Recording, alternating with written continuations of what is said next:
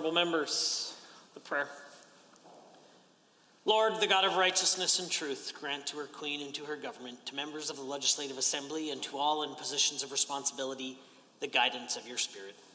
May they never lead the province wrongly through love of power, desire to please, or unworthy ideas, but laying aside all private interest and prejudice, keep in mind their responsibility to seek to improve the condition of all. Honourable members, please remain standing as we pay tribute to a former member of this Assembly who recently passed away. Robert Bob Maskell served the Legislative Assembly of Alberta as a Progressive Conservative member for Edmonton Meadowlark from 2001 to 2004. Mr. Maskell graduated with a Bachelor of Education from the University of Alberta and began teaching in 1969. Over more than 30 years as an educator, he was a teacher and principal at Jasper Place Composite High School, then principal at the Victoria School of Performing and Visual Arts. In 1996, he received the City of Edmonton Citation Award for long and significant service to the community and to the arts in Edmonton. Passionate about education and lifelong learning, Mr. Maskell was also a dedicated community volunteer. Robert Bob Maskell passed away on April 14th, 2021 at the age of 80. In a moment of silent prayer, I ask you to remember Mr. Maskell, each as you may have known him.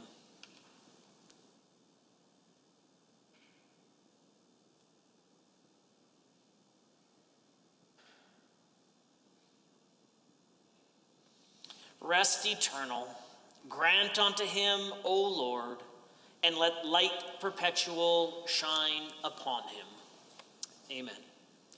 Honourable members, we will now have the playing of the Canadian National Anthem.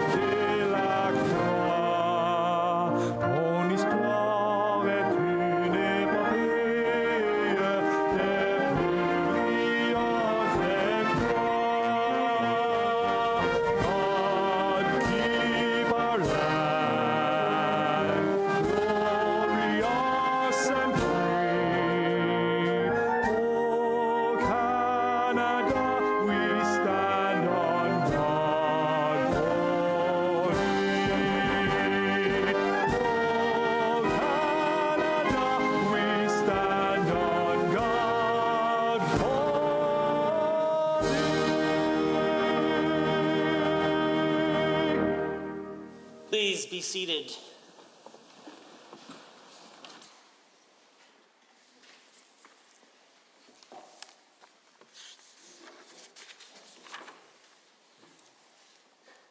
Introduction of visitors. Introduction of guests. Ministerial statements. Member statements. The Honourable Member for Calgary, Fish Creek. Thank you, Mr. Speaker. Vaccines are saving lives. This is not just news, this is fact.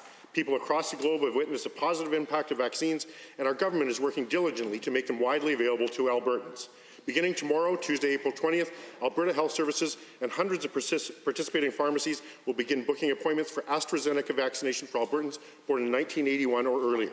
Walk-in vaccinations will also be available at specified clinics in Edmonton and Calgary and identified pharmacies across the province. As COVID cases rise is of broad concern across the province, lowering age eligibility for AstraZeneca vaccine opens up more opportunities for Albertans who choose to get vaccinated, while reducing not just the impact of case count on our hospitals, but as importantly, the spread of COVID-19. Mr. Speaker, the more people that choose to get vaccinated, the greater the protection of our communities and healthcare system. Increased levels of vaccination are part and parcel of our ongoing commitment to protecting lives and livelihoods. Mr. Speaker, we have recently seen examples of misinformation and exaggeration on social media regarding the safety of AstraZeneca vaccine. Alberta's decision to reduce the age eligibility to 40 is based on public health recommendations weighing the protective benefit of the vaccine against the negligible risk of adverse outcomes. The AstraZeneca vaccine has been shown to reduce infection by 60 to 70% and reduce severe outcomes, including hospitalization, by 80%. To quote the Chief Medical Officer of Health, "I know some Albertans have concerns about recent cases of blood clots. This is understandable, and it is also important to remember that these cases are extremely rare."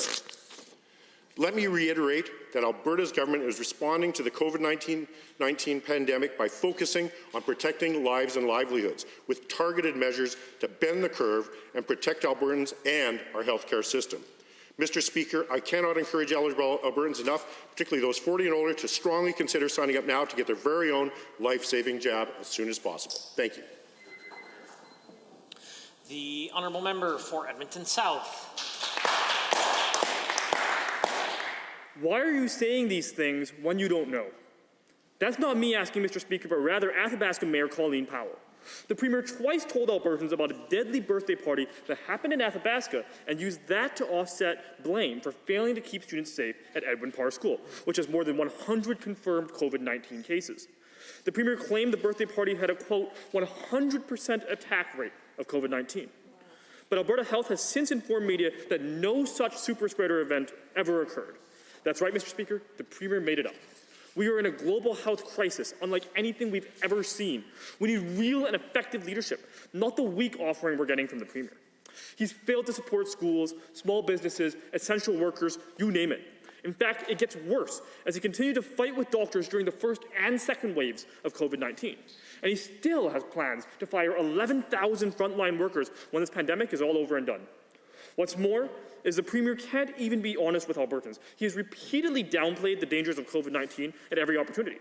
He told this House that Alberta's homeless population is safe from COVID because they have a high level of immune resistance. They don't. He tried to tell the people of Alberta last week that COVID was little more than the flu. I direct members of this House to the Hansard of May 27th to read this Premier say, an influenza of this nature. An influenza like flu. An influenza that doesn't generally threaten life. Yes, he said all those things. The Premier even claimed that COVID doesn't affect young people. Of course we know it does, and they can get it from their schools, as we've seen in Athabasca. This pandemic has taken over 2,000 lives. Nearly 200,000 people have been infected, and we need real leadership. Not the Premier dreaming up imaginary parties to once again divert blame for his massive failure to manage this pandemic and save lives. The member for Lac-Saint Anne Parkland has a statement. Thank you, Mr. Speaker. In the Disney animated film Hercules, Hades, the god of the underworld, has pain and panic as his demon henchman. In The Hitchhiker's Guide to the Galaxy by late Douglas Adams, the cover of the guide in the words has, "Don't panic," written in bold text. All of our evacuation drills have been told us to stay calm and do not panic as we make our way to safety. A dog, when fearful of a situation, may exhibit aggressive behaviors as part of its survival instinct, may even lash out and bite, driven by fear. Other animals will stampede when they become fearful and panic. Head smashed in buffalo jump leaves little to the imagination of how that worked out for the buffalo. You see, fear and panic, when unchecked, or heaven forbid, fed, cause people to do bad things. Fear drives our fight or flight instincts and have embedded into our psyche for generations. I have personally seen the best of people and the worst of people over the last years when dealing with COVID.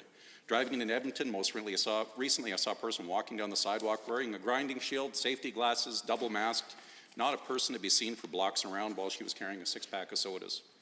In the local Onaway grocery store, I saw a video of a middle-aged man verbally abusing a teenage boy, threatening him, smashing the food basket out of his hands because the boy wasn't wearing a mask. The boy recently, a couple days before that, had his nose broken. He couldn't wear a mask. These type of incidents and behaviors are not isolated, and they're driven by fear. It's our job as leaders to assure that people that fear and panic is not necessary, to offer people assurance that the worst is nearly over, that this pandemic, too, will come to an end. By breakup, the worst will be over in our rearview mirror. By the summertime, it'll be back to as close to normal as we've seen in a long time, Mr. Speaker. So make plans for the summer, such as outdoor activities with your family or other local activities. Of course, we should be cautious, but we do not need to be consumed by fear and panic, as many of the social media outlets and some other political figures may promote. So keep calm, carry on, be strong. We're really close to the finish line. The The honourable member for Edmonton Whitemud. Less than 3 weeks ago, the Premier made his first public comments on the draft curriculum. He declared that there was widespread and overwhelming support among Albertans. Well, Mr. Speaker, the actual grades are in and Albertans aren't supportive. In fact, most are giving the Premier a big red F. Parents believe that what's being proposed does little, if anything, to prepare their kids for the future and the future economy. They believe the content isn't age appropriate and in some cases is downright bizarre. To pass grade 2, this Premier believes kids must be able to draw a sketch of barter exchange in the silk trade with China. Yet we see very little in the way of Canadian history. What's being proposed certainly doesn't meet the calls to action set out by the Truth and Reconciliation Commission. The Premier's terrible grades are also coming in from people who actually grade the homework. 90% of teachers say they are not comfortable teaching this curriculum, and 95% of principals say they would be uncomfortable supporting it. If that's what the Premier calls overwhelming support, I'd like to hear his definition of underwhelming support. And Alberta school boards are also weighing in, and again, the results are not good. In just the last 5 days, Aspen View Public Schools, Clearview School Division, Foothill School Division, Greater St. Albert Catholic Schools, Holy Spirit Catholic, Parkland Public Schools, Red Deer Public Schools, and all of Alberta's Francophone school boards have refused to pilot this curriculum, and that was just in the 5 days, including a weekend. And it comes on top of rejections from the Calgary Board of Education, Calgary Catholic School District, and Edmonton Public Schools, and many more. Right now, more than half of Alberta students are represented by a school board that is refusing to back this curriculum, and the list keeps growing. It's clear that this Premier does not have overwhelming and widespread support for this curriculum. If he thinks he still does, perhaps it's time that he goes back to school to learn what those words actually mean. Thank you. The member for Livingston McLeod is next. Thank you, Mr. Speaker. March 28th was a devastating day as wildfires roared throughout southern Alberta. Dry conditions and severe winds exceeding 120 kilometers an hour caused these fires to quickly spread and burn thousands of hectares of farmland. Areas around Claresholm and Staveley were the hardest hit in my constituency. Residents on the Blood Reserve and in the town of Carmagay, both in the constituency of Cards and Siksika, were also evacuated. The historic hotel in Carmagay was burned down just the night before. My heart goes out to everyone affected by this dangerous event. In the Claresholm area, there was substantial damage to farms. 4 homes were destroyed and the families are temporarily displaced. And for the families affected that didn't lose their homes, many of them had their land damaged. They lost miles of fences, their barns, their grain bins, and farm equipment, only weeks before seeding was set to begin. There are fears that soil quality in many places may have been harmed, and now erosion is occurring because of the fire, the dry conditions, and the severe winds. This could impact the harvest of many farmers in my constituency this year, especially if the weather stays dry for the foreseeable future. However, the damage could have been a lot worse if it wasn't for the fantastic work of our first responders, our volunteer firefighters, and just our neighbors.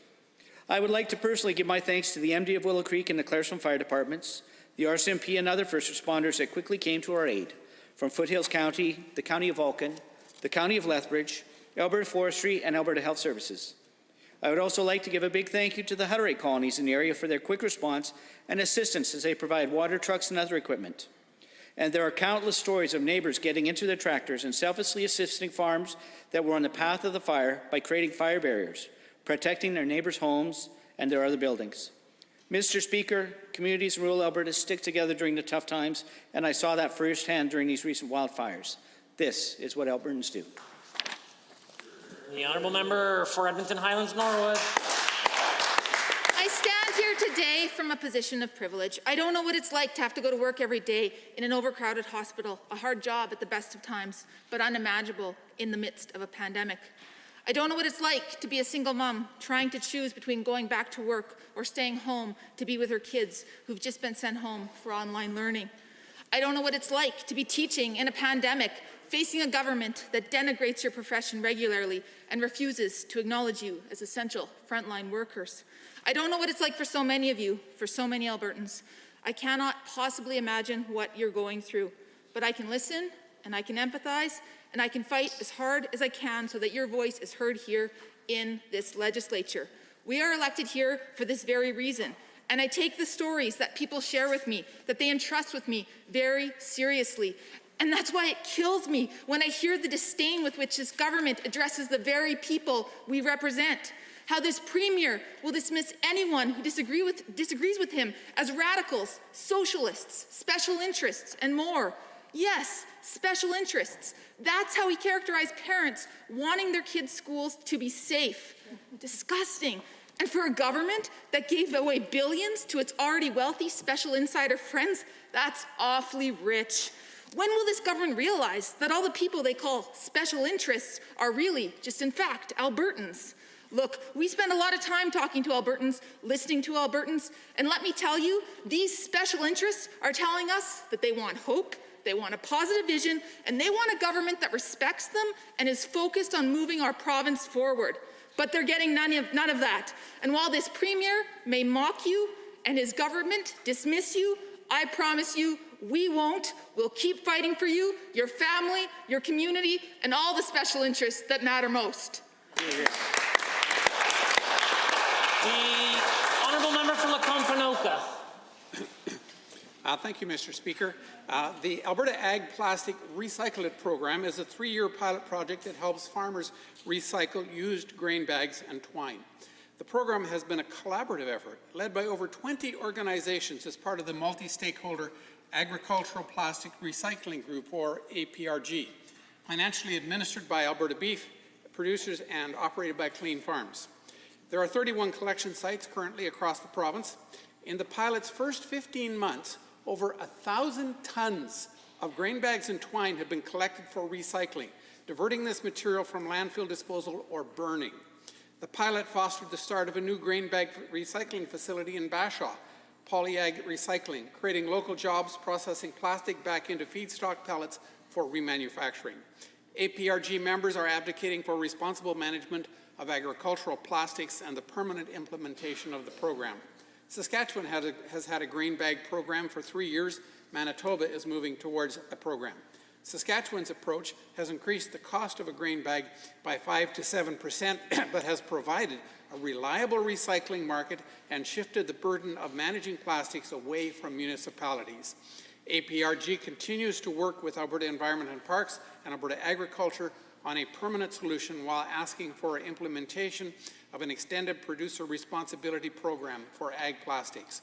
Municipalities have made similar requests for an EPR program that would shift the cost and management from municipalities and taxpayers to those directly producing and consuming products.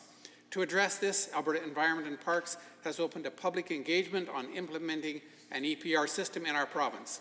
An EPR approach to plastics will support the creation of a circular plastics economy, making Alberta an industry reprocessing leader in Canada. I support the APRG and the province as they work together on this important endeavour. The honourable member for Edmonton West Henday. Mr. Speaker, the UCP need to come clean on their plan to sell land, personal property, and corporate registries. They have not been clear and transparent at all, and I fear this process is being rushed as the UCP caves to lobbyists while trying to make a quick buck to pay for their fiscal mismanagement. Has the UCP considered what Albertans think of this plan? Are the stakeholders involved freely able to disagree? Are concerns being listened to, or is this simply a done deal just waiting to be signed?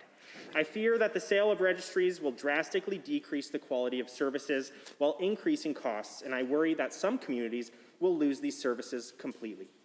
The UCP have also been silent about the 130 Albertans working in these offices that fear for their jobs. These workers deserve answers, Mr. Speaker. To make matters worse, the UCP is offering a 35-year exclusive contract for these vital registry services.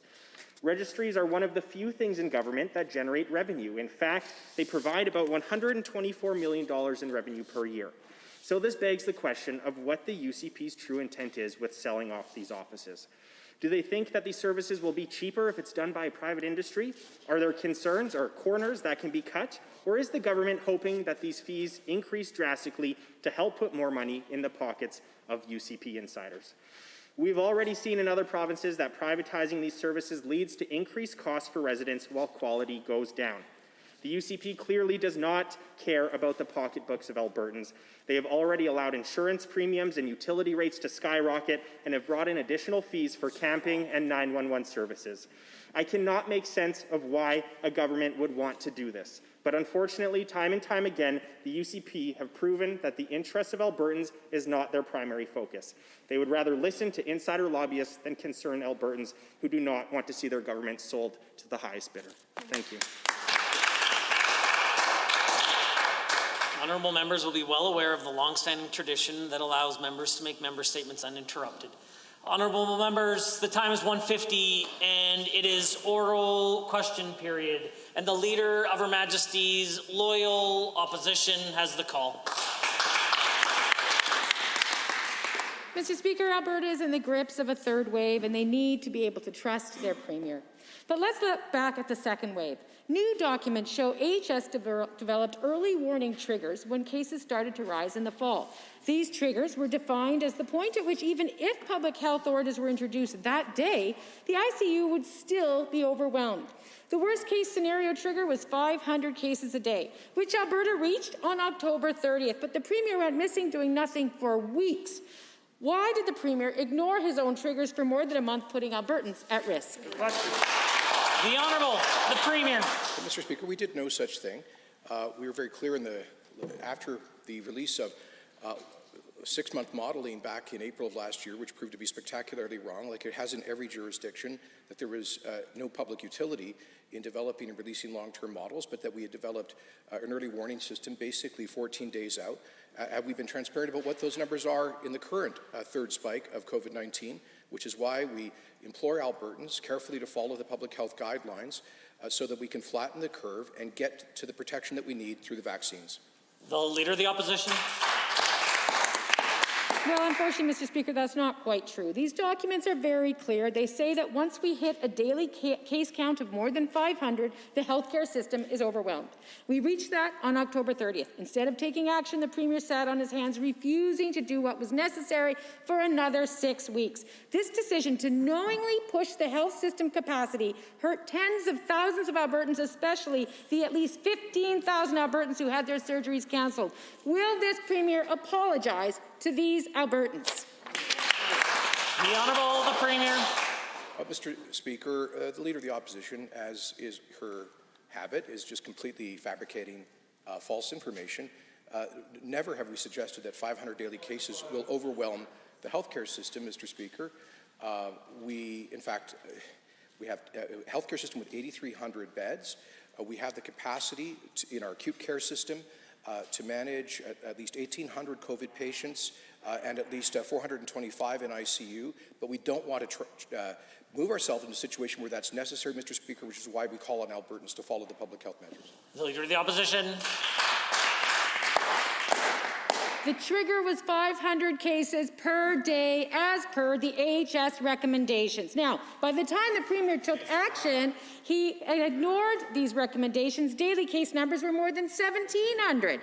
The military was prepping to deploy reservists. Hospitals were double bunking COVID patients. They were using unconventional ICUs because the conventional ones were full. They were rationing oxygen and the province was working on field hospitals. All of this avoidable. He got advice. He ignored it. Albertans suffered as a result. Why won't the Premier take responsibility for this failure? The Honourable Premier. Mr. Speaker, it's another day and more fear and smear and falsehoods from the NDP. We've never run out of oxygen. We're never close to doing so. Mr. Speaker, it's true that Alberta was hit by a fall spike like most jurisdictions across the Northern Hemisphere. It's also true that our per capita level of COVID-related fatalities is below the national average. It's about 1/4 of that in the United States and about 1/3 of that in Europe. That's thanks to the diligence of Albertans, and we invite them to continue to be diligent in the weeks ahead. A point of order was noted at 1:52 by the Honourable Member for Calgary-McCall. The Leader of the Official Opposition. Well, Mr. Speaker, it is not surprising that a Premier incapable of taking responsibility is also incapable of sharing the facts. These documents also show that although leadership was discouraging the development of modelling, public officials persevered. Documents from September 29th show they were preparing to brief the Premier on modelling. Yet on October 20th, he told this House, quote, "No, we don't have updated models." Mr. Speaker, I have Hansard in one hand, I have AHS documents in the other. They do not match. Through you to the Premier, doesn't it sound to him like he misled this House? The Honourable Premier. Mr. Speaker, we were very clear in the fall that we continued to have 14-day projections based on not assumptions and modeling, but actual hard numbers. Now, I know throughout all of this, the NDP has tried to drive fear and hysteria. It's the way they do business. And so they love 6-month models based on abstract assumptions, which have proven in every place around the world to be spectacularly wrong, undermining public confidence in COVID policy. We've stuck, Mr. Speaker, to short-term projections because they're accurate and help us to plan for what's coming to us. The Leader of the Opposition. They existed.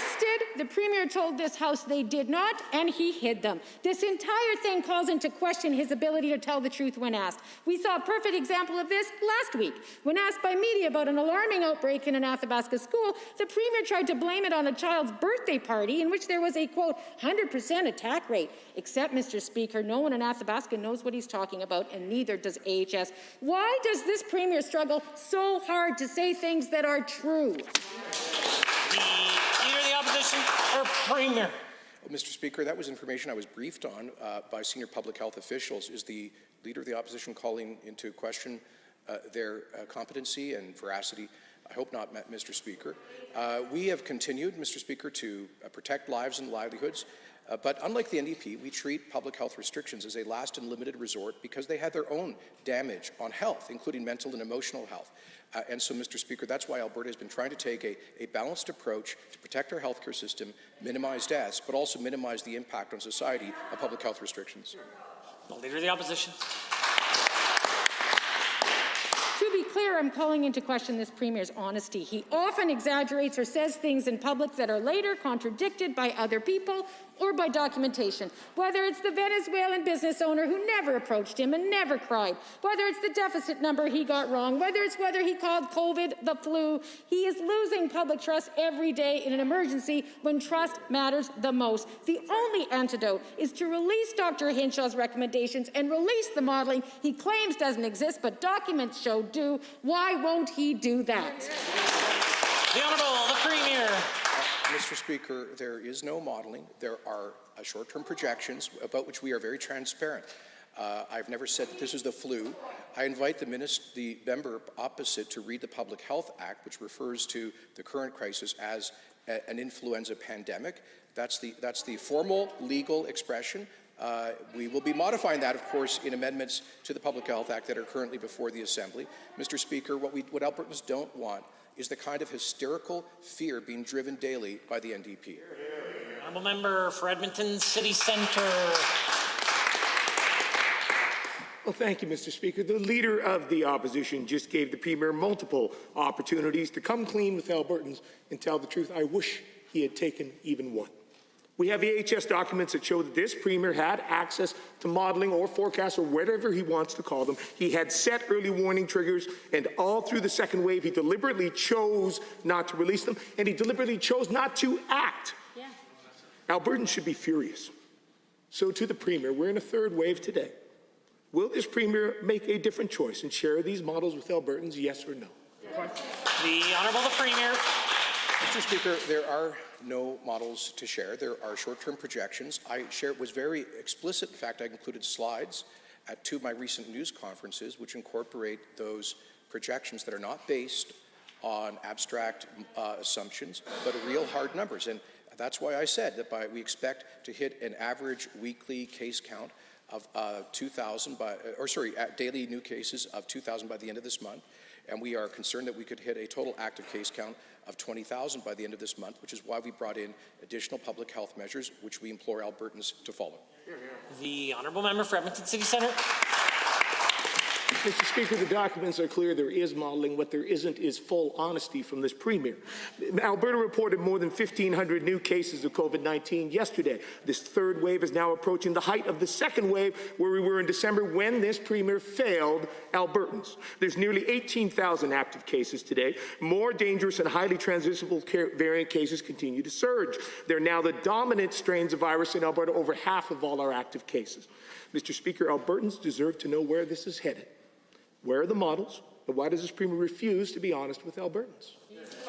The Honourable the Premier. Mr. Speaker, it's the NDP that's refusing to be honest. The documents to which they are referring actually confirm that there are no long-term models that the government had in the fall. There were short-term projections about which we were transparent and about which we are currently transparent.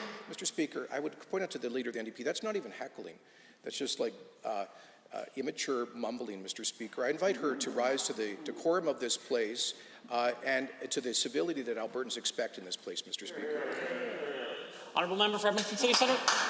The immature bumbling is what we've seen from this Premier throughout this pandemic, because all provinces across Canada are struggling with the third wave. I'll admit that. Because of rising cases, Ontario now has the heaviest restrictions in Canada. They're reporting more than 4,400 new cases per day. Their positivity rate is back up over 10%. The rate of transmission is outpacing the rate of vaccination. It's devastating. But, Mr. Speaker, last week, Ontario managed to release modelling to their citizens. Today, Alberta has more cases per capita, so why does this Premier refuse to do the same? Why can't he follow Doug Ford's lead and tell Albertans where this is going? The Honourable Premier. Well, apparently the health critic for the opposition doesn't even bother to watch our briefings and our news conferences. So I'll share this with him in the Assembly, Mr. Speaker. The percentage of total active cases which are resulting in hospitalization in recent weeks ranges between 5 and 6%.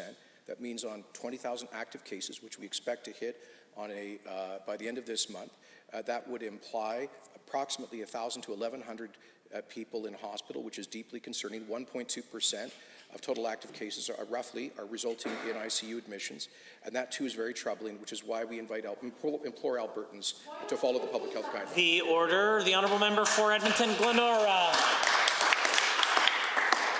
This Premier's continued defence of his anti-public health caucus is disturbing and devastating to many in communities dealing with COVID-19 outbreaks. 13 of the 17 MLAs who signed a letter disavowing public health orders have outbreaks in schools in their constituencies. There are currently more active cases involving school children than there were at the height of the second or first waves of this pandemic.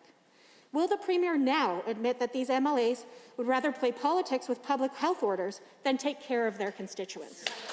The Honourable Premier. Mr. Speaker, it's regrettable but predictable that the NDP continues to misrepresent the position of those MLAs, which was not to disavow public health orders, but to disagree with the policy, Mr. Speaker. The NDP votes against all sorts of common sense laws. That doesn't mean they incite people to violate those laws. Mr. Speaker, this government has acted to protect public life and protect human life and our public health care system, and will continue to do so as necessary. The Honourable Member for Edmonton Glenora.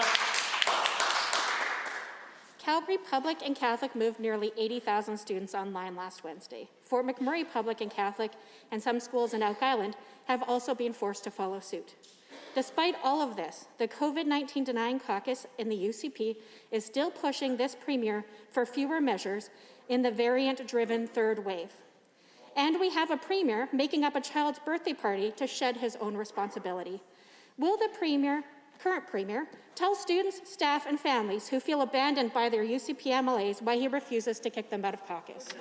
Point of order is noted at 2:03. The Honourable Premier. Mr. Speaker, with respect to the event in Athabasca, I was simply repeating information upon which I was briefed, and I have to assume, and the opposition should as well, that our senior public health officers speak accurately about these things. Mr. Speaker, with respect to the schools, of course, we've always said that if the capacity of the schools to operate is impaired, the Minister of Education will take the necessary action in consultation with relevant school boards.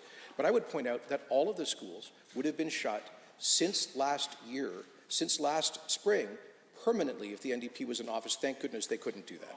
The Honourable Member for Edmonton Glenora. The Premier should know that's just not true. We spent months preparing recommendations, and 10 months ago we released them to this Premier, calling on him to make schools safer. That's what would have happened if there was an NDP government. But this government thought it was hilarious. Actually, late last week, when he was on the brink of sending 80,000 students home, he blamed us of fear-mongering. Premier, why won't you do anything to make schools safer instead of blaming kids and defending the COVID-denying flank within your own caucus? The Honourable the Premier. Mr. Speaker, disagreeing with the particular stringency of a set of policies is not denying the reality or the danger of COVID. With respect to schools, Mr. Speaker, of course the NDP wanted to shut them down. Their phony plan was to build 2,000 additional schools in the course of a month and hire and certify thousands of teachers. What a pathetic and transparent joke, Mr. Speaker. We know governments of the left across the world, because of their special interest friends, shut down in-class instruction everywhere in North America and in Europe. It was wrong for the kids, especially those in disadvantaged homes. A point of order is noted at 2:05. The honourable member for Spruce Grove Stony Plain has a question. Thank you, Mr. Speaker. Last night, we heard the excellent news that Health Canada has approved the AstraZeneca vaccine for Canadians 40 and older. After receiving this news, the Alberta government got to work getting our vaccine booking system updated to accommodate appointments for all Albertans over 40, allowing the province to get in even more jabs into arms. However, some anti-vaccine propagandists and media figures have mused that the AstraZeneca vaccine is unsafe. To the Minister of Health, can you please tell us if this information is accurate? The Honourable the Minister of Health.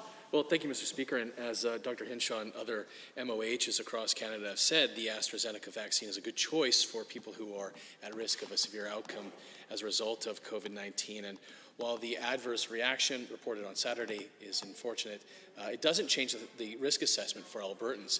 I was happy to hear that the patient was treated and now recovering at home.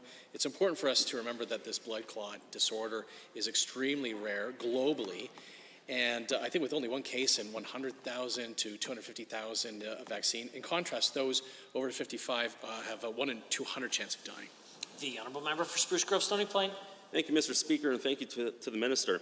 Given that nearly 600,000 more Albertans will be able to get their shot because Albertans who are 40 and older now have the opportunity to receive the AstraZeneca vaccine, and given that the more people that get vaccinated as quickly as possible, the sooner we can protect our communities, reduce the burden on our healthcare system, and get life back to normal in our province. To the same Minister, can you please elaborate on how effective the AstraZeneca vaccine is? The Honourable the Minister of Health. Well, thank you, Mr. Speaker. And the AstraZeneca vaccine has been shown to reduce infection by 60 to 70% and severe outcomes like hospitalization by 80%. So for anyone infected with COVID-19, they're much more likely to experience so about 1 in 4 people hospitalized with COVID get blood clots. And there have been 2 cases of blood clots out of more than 700,000 doses administered across Canada. And so Health Canada has issued a safety review last week. No specific risk factors we identified with AstraZeneca, and we continue to strongly recommend that everyone get the vaccine. So that they Honourable member for Spruce Grove Stony Plain. Thank you, Minister, for your informative answer. Given that I plan on getting my vaccine sometime in the near future, and given that I've heard from the Minister that he has booked his as well, and given that some may have concerns about the vaccines that have been approved through Health Canada, to the Minister, what would you tell Albertans that are still hesitant about receiving any of the approved COVID-19 vaccines? The Honourable Minister of Health. Well, thank you, Mr. Speaker. And I'd first like them to consider the unvarnished facts provided by Dr. Henshaw and to think about their loved ones. I'll be getting my shot this week, and I hope that others in this House who are eligible will book their appointment as soon as possible. I'm getting my shot not just for myself, but for my family and for those around me who are vulnerable. And if we want to protect lives and livelihoods and get local businesses up and running again, vaccines are a no-brainer. Vaccines are safe. Vaccines are effective. We all need Albertans who are eligible to sign up now so that we can put the pandemic behind us. Honourable member for Edmonton Whitemud is next. Mr. Speaker, the number of childcare programs with active outbreaks are increasing. Across Alberta, 19 programs are on outbreak status. In Calgary, there are currently 8 centres with active outbreaks, up from 2 a month ago. One of those centres alone has 25 cases. We need to be taking every measure we can to keep kids and staff safe in childcare centres and support the operators and parents who depend on programs staying open. That's why last week I called on this government to provide direct supports now to the childcare sector. Rapid testing is being offered in schools. Will the minister commit today to provide rapid testing to childcare programs? The Honourable the Minister of Service Alberta. Mr. Speaker, Alberta has a strong track record of protecting childcare centres from COVID-19 and limiting the spread to staff and children. Thanks to the efforts of childcare operators, since last spring, there have been about 2,500 programs open providing care to about 54,000 children, with fewer than 70 reported outbreaks to date. We recognize that early childhood educators, daycare workers, and many other occupations would benefit from receiving the vaccine, and we want to offer that to them as soon as possible. and that's what we're working hard to do. With a limited amount of vaccine available, we're focusing on the most at risk of severe outcomes. The honourable member for Edmonton-Whitemud. Given the question was about rapid testing, and given that the outbreaks go well beyond Calgary, with 5 or more cases of COVID reported in childcare programs in Edmonton, Lethbridge, Medicine Hat, and Fort McMurray, and given that one mother returning from maternity leave had only been back at work 1 day before her child was sent home, and parents across this province are being forced to choose between working and the safety of their children, to the minister, what is she specifically doing to help parents forced to keep their children at home due to COVID outbreaks or close contacts in childcare programs? Please be specific, Minister. Parents are listening. The Honourable Minister of Service, Alberta. Mr. Speaker, the health and safety of staff and children has and will continue to be a priority for this government. And on behalf of the Minister of Children's Services, I would like to again thank all the childcare operators, educators, and staff for doing an incredible job during this pandemic. Since the onset of COVID-19, we've provided childcare operators with over $110 million for pandemic relief costs, such as cleaning supplies and PPE. As the pandemic and needs of operators shift, so will our decisions to make sure kids and staff remain safe during this time. The honourable member. Well, given we're in the third wave and they need supports now, not thanks, and given that closures of rooms due to COVID and reduced enrollment are resulting in childcare operators losing much-needed revenue, and given that those losses soar when entire childcare programs are shut down due to outbreaks, and given that educators and staff do not currently qualify for wage top-ups when they're sick, quarantining, or doing non-direct childcare work like cleaning, will the minister listen to what the sector is asking for and guarantee there will be money set aside from the COVID contingency fund to help cover fixed costs and staff wage top-ups for childcare programs during the third wave? We need the childcare sector to be strong once the pandemic is over. Our economic recovery depends on it. The honourable member for Minister of Service, Alberta. Mr. Speaker, throughout this pandemic, we've made sure that childcare programs have the resources to deal with the challenges that COVID has presented. On top of the $110 million invested for pandemic relief, the provincial government invests over $400 million a year to support working parents and the sector. That included the critical worker benefit that over 11,800 early child educators received.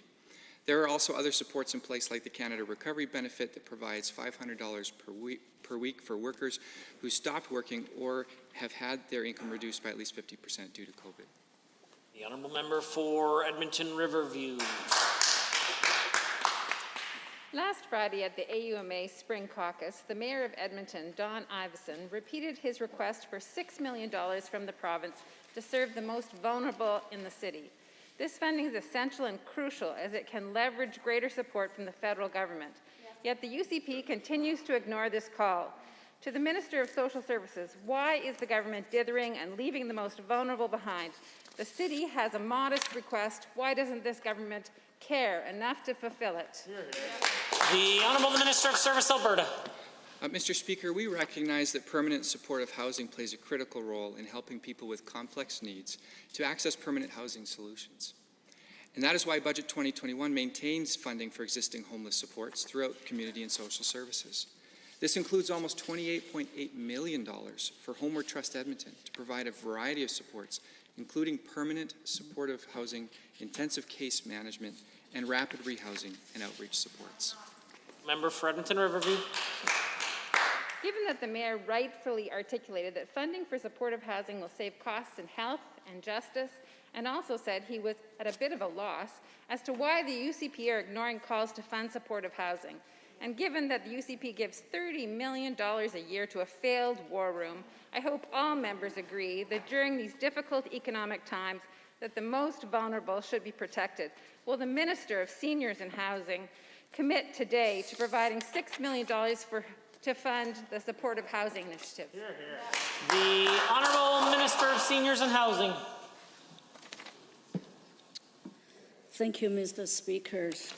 We understand how important it is of working with the three levels of the government, particular partnership with the federal government and municipality, and we'll continue to do that. And in terms of the capital or the supporting the match funding or operating costs for those projects, Mr. Speaker, for Edmonton, this government aware of that, Edmonton indeed addresses homelessness and the increased demand for affordable housing. However, the capital plan 2021, we allocate $77 million in Edmonton.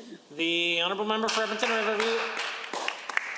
Given the UCP's long-term plan does not include building affordable housing, we see this from the low targets for new builds and the UCP's review on housing, which states they no longer want to be an owner of housing.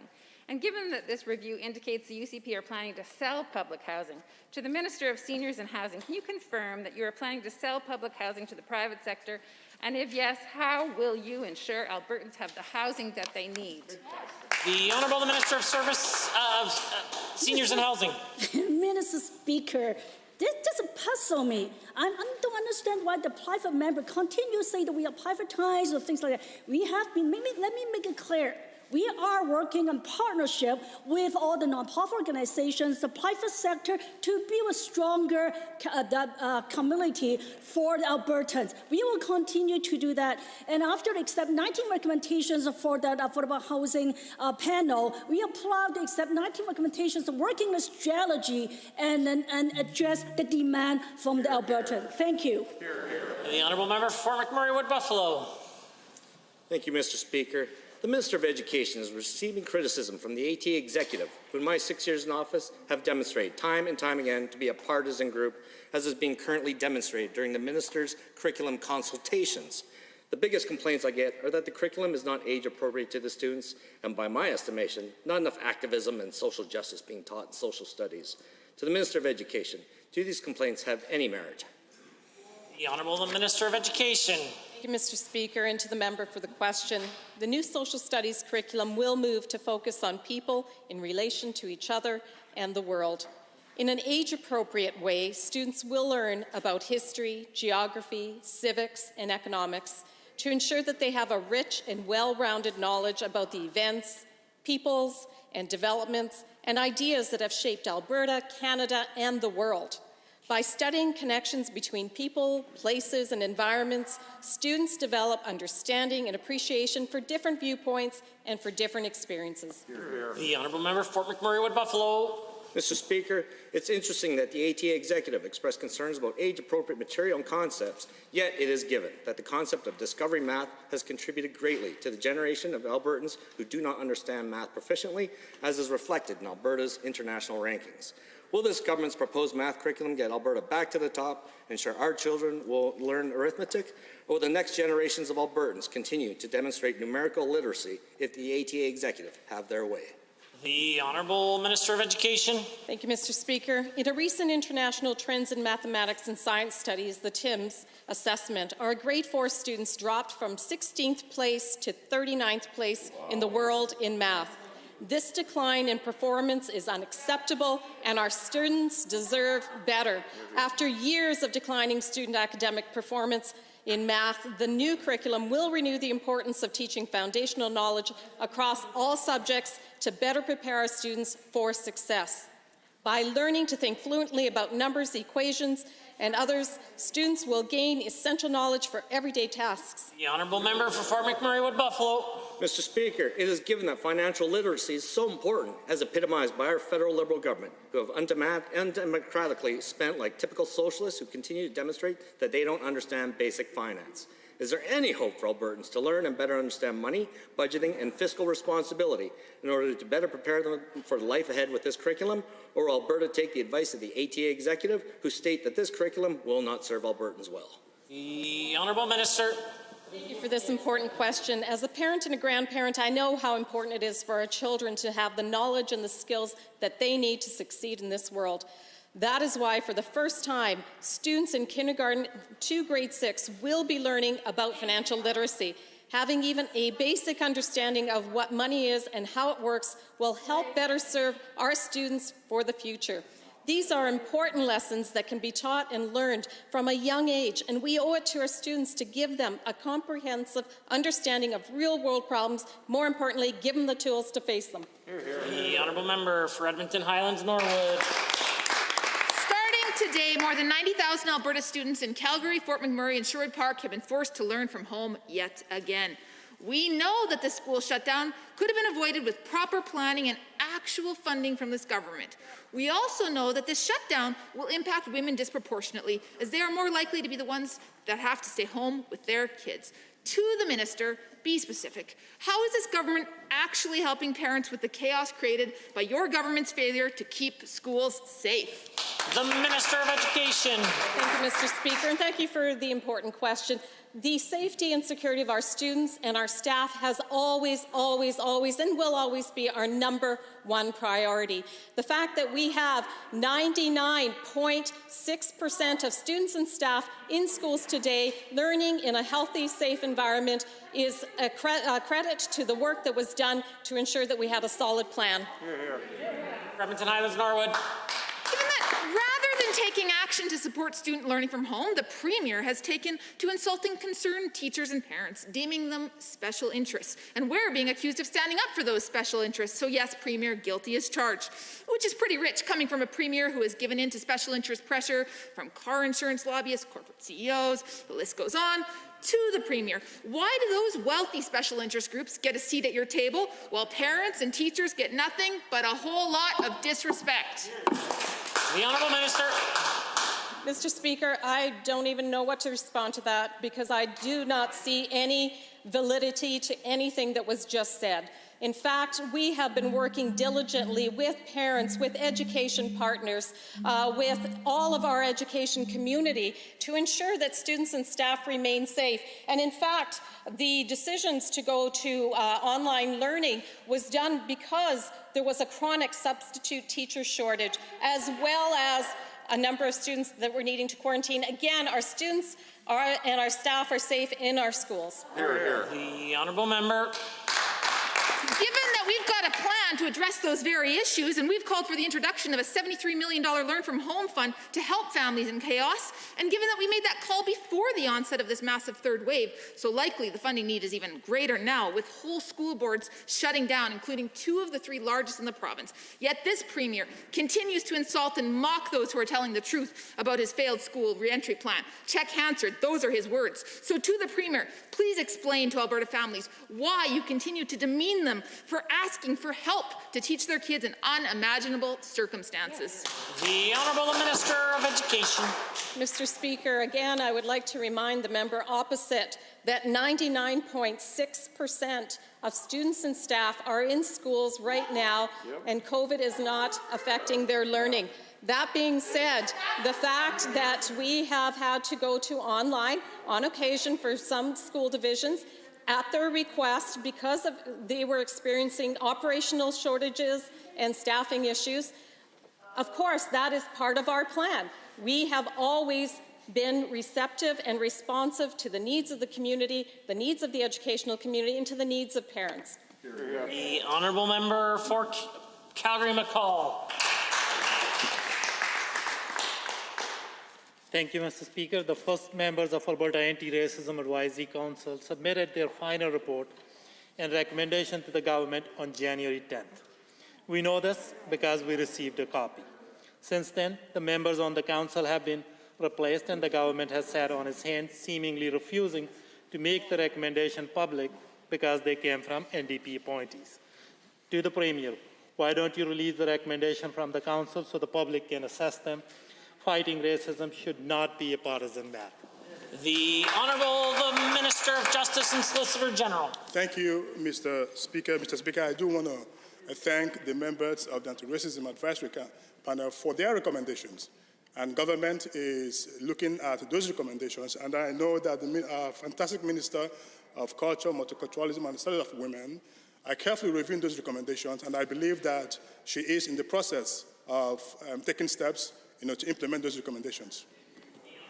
Calgary-McCall. Given that Alberta's NDP has been engaging over the course of several weekends on anti-racism policies, legislation, and other measures that could be implemented here in the province, and given that this work has only been made more important by the recent violent attacks on Muslim women and the torch rallies held both in Edmonton and Calgary, and given that the attendees have told us that much of the feedback they are giving was also given to the Anti-Racism Council before. To the Premier, can you tell us when will you release those recommendations? Everyone is waiting. The Honourable Deputy Government House Leader. Thank you, Mr. Speaker. Mr. Speaker, we have on numerous occasions condemned acts of racism, discrimination in our province. And I don't think that should be a subject of debate. All of us agree that under no circumstances should anyone that call our province home be discriminated against. But Mr. Speaker, I am confident on the work that this government is doing to address the root causes of hate and racism and discrimination. And in weeks and months to come, we'll be doing more to assure our Albertans that this is their home. The honourable member. Given that the minister ducks and dodges the question because he has no good reason for hiding a seriously important report on fighting racism, I'm going to give the Premier one more chance to answer, and I want the Premier to know I'm going to post this video later today. Simple question. When will the first report from Anti-Racism Advisory Council be released? Give the people of this province a specific date and stop hiding that report. The honourable member and the official opposition deputy House leader will know that the use of a preamble after question 4 is certainly not allowed, and that's a very good example of one. The Honourable the Minister of Transportation and Municipal Affairs. Mr. Speaker, this government has done more than the NDP government did during our time. The Honourable Justice Minister has put into place anti-carding, something that when the NDP was in government they knew they should have done and they ignored it for 4 years. And now, Mr. Speaker, they have the moxie to walk in here and throw the word racism around like it doesn't matter, cheapening the word. Racism is something we all should avoid, we all should condemn, and on this side we all do. I believe on that side they do, but unlike that side, we don't cheapen the word by throwing it around loosely in here. Racism is something this legislature needs to condemn together. Get on board with us. We're all against it. The order, the Honourable Member for Sherwood Park. Thank you, Mr. Speaker. COVID-19 has impacted our small and medium-sized businesses tremendously over the past year, with many businesses being shuttered or having to lay off employees. This is why our province has provided unprecedented levels of support for our local businesses in the form of the Small and Medium Enterprise Relaunch Grant. While this support has been helpful, more support is needed and it is being delivered.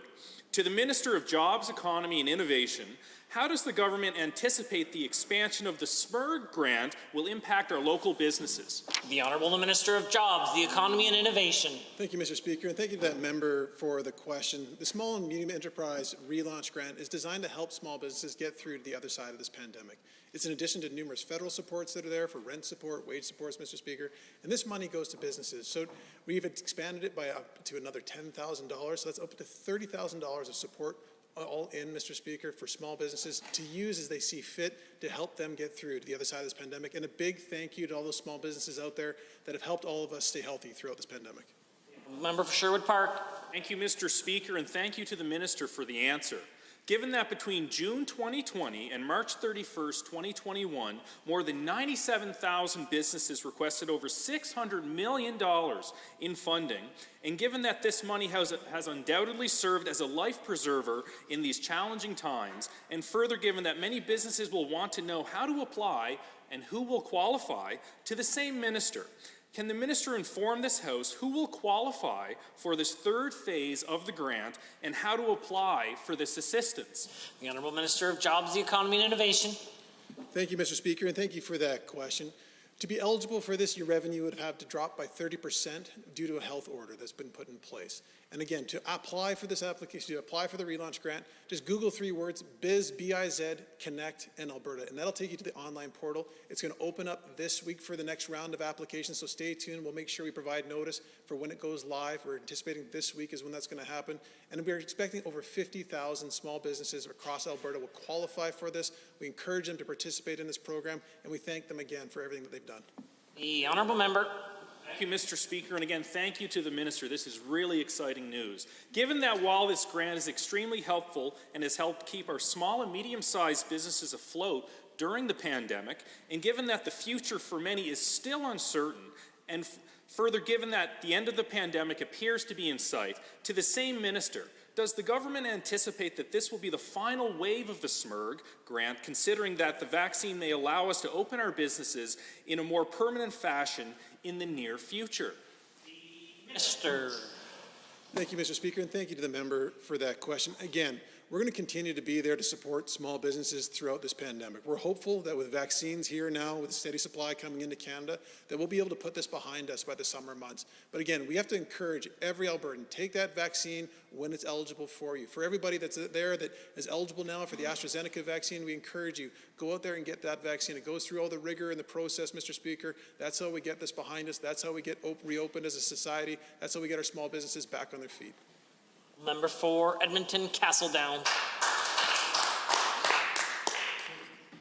Charitable organizations are struggling right now. One of the main sources for revenue for many charities are regular fundraising events, and since the COVID-19 pandemic began, charities have been unable to put on such events, and therefore they are losing significant amounts of revenue and are struggling greatly. Will the UCP government provide new supports for charitable organizations as they are getting no event revenues? If so, when will they provide these supports, and can the minister please be specific for a change? The Minister of Transportation and Municipal Affairs. Mr. Speaker, it's the honourable member actually makes a legitimate point here. It's well known that charities and other organizations are having trouble fundraising. Of course, some have been pretty creative by doing it online in other ways, but there's no doubt that they are having issues. So, Mr. Speaker, we will stay in touch with those organizations as we have already, and if there's things that we think that we need to do further, we will certainly consider it seriously. With our charities, actually do an amazing job for Albertans, and we do take their needs seriously. The honourable member for Edmonton Castledown.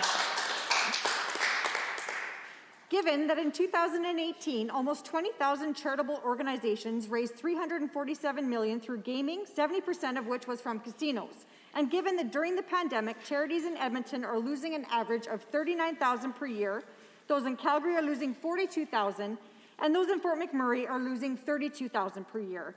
And these problems are being faced in every other Alberta community too. Given these organizations were created to help people, but they can't do that without revenue. Why has the minister sat on her hands for a full year during a global health crisis and left our charities to suffer and in some cases shut down? The Honourable the Minister of Jobs, the Economy and Innovation has risen. Mr. Speaker, we're going to continue to work with organizations across Alberta to make sure that they have supports needed to get through this pandemic. We know it hasn't been easy, Mr. Speaker. We've asked a lot of community organizations across this province. We thank them for everything that they've done. Again, depending on how the organization is set up, the relaunch grant may be available for many of these organizations as well, for not-for-profits organizations as well, for up to $10,000 in this most recent round, Mr. Speaker. We encourage people to participate in these organizations. Again, depends how they're set up. Minister of Culture and Multiculturalism, Status as Women, also has other programs, as well as federal programs as well to help organizations. The honourable member. Given an online survey showed that 1 in every 5 charitable organizations have closed their doors due to the immense struggle during this pandemic, and given that every single member has likely heard from charities in their own constituencies struggling to make ends meet, and given that this government can find money to fund its bogus war room, which does nothing to help Albertans and only serves to embarrass our province, and given that charities actually do help Albertans, will the minister immediately take forward a proposal to Cabinet to shut down the energy war room and put that money towards struggling Alberta charities? The Honourable the Deputy Government House Leader. Thank you, Mr. Speaker. Mr. Speaker, I know that organizations, not-for-profit organizations around our province, have stepped up to help us, deal with this pandemic. I also know that the Minister of Finance is working very closely with AGLC to make sure that organizations across our province are able to access the level of revenue and funding that they need to continue to provide the excellent services that they provide to our communities. I am hopeful, and I'm optimistic that the Minister of Finance, working with AGLC, will be able to get that particular job done. Honourable member for Edmonton McClung is next. Mr. Speaker, Highway 55 runs 263 kilometres in northern Alberta, connecting Cold Lake, Lac-La-Biche, Athabasca, and the oil sands area. The highway is crumbling and desperately in need of repairs. It's a major arterial route for locals and industry in the Athabasca region. Despite this, the Minister of Transportation told locals that repairs would not happen until 2022. To the Minister of Transportation, can you commit to making repairs on this desperately in need of repair Highway 55 sooner than 2022? Albertans who rely on that route cannot wait another year or more. The Honourable the Minister of Transportation. Mr. Speaker, the member kind of got it sort of right. I think the construction is going to take place next year. It's in the 3-year budget. But until then, I'm pretty sure what I told the member at AUMA is that in the meantime, we will fix what is broken. Every spring, Mr. Speaker, it's not unusual, all across the province. Mother Nature provides us with all kinds of surprises in the form of potholes and frost heaves, and we have a program to deal with that every single year instead of this year. So the honourable member can tell the municipality we'll be doing that. The honourable member for Edmonton Macleod. Thank you, Mr. Speaker. Given that these are not your regular run-of-the-mill potholes, and given that 55 serves as a vital transportation route for Alberta's oil and gas industry, and given that countless heavy tankers and semi-trucks traverse this route on a daily basis, and given that it includes the transportation of hazardous, poisonous, and even radioactive materials to dumping sites, and given that a collision involving one of these vehicles would be catastrophic, and given that I'll be tabling later today pictures of vehicle parts that have fallen off of these vehicles coming along this route, including semi-trailer tires, to the Minister of Transportation, what concrete measures will you take to do something this year on 55? The Honourable Minister of Transportation. Well, Mr. Speaker, I appreciate that Highway 55 is important. It's very important. But unlike the member, I don't have the luxury to pick one highway. They're all important to me. And it may not be concrete measures, but they will be asphalt measures. And sometimes they will be concrete measures. And we will, Mr. Speaker, we will fill potholes. We will correct what needs to be corrected to keep the roads safe. And in this particular case, as the honourable member already knows because he said it, we will do a more major repair on that highway next year because that's what it fits in the budget. We will fix what's broken in the meantime. The honourable member.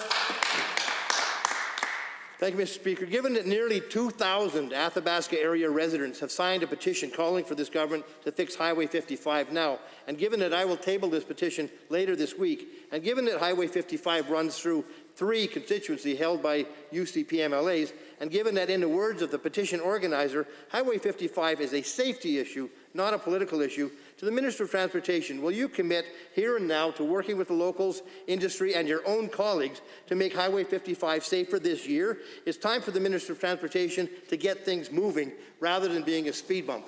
The Honourable Minister.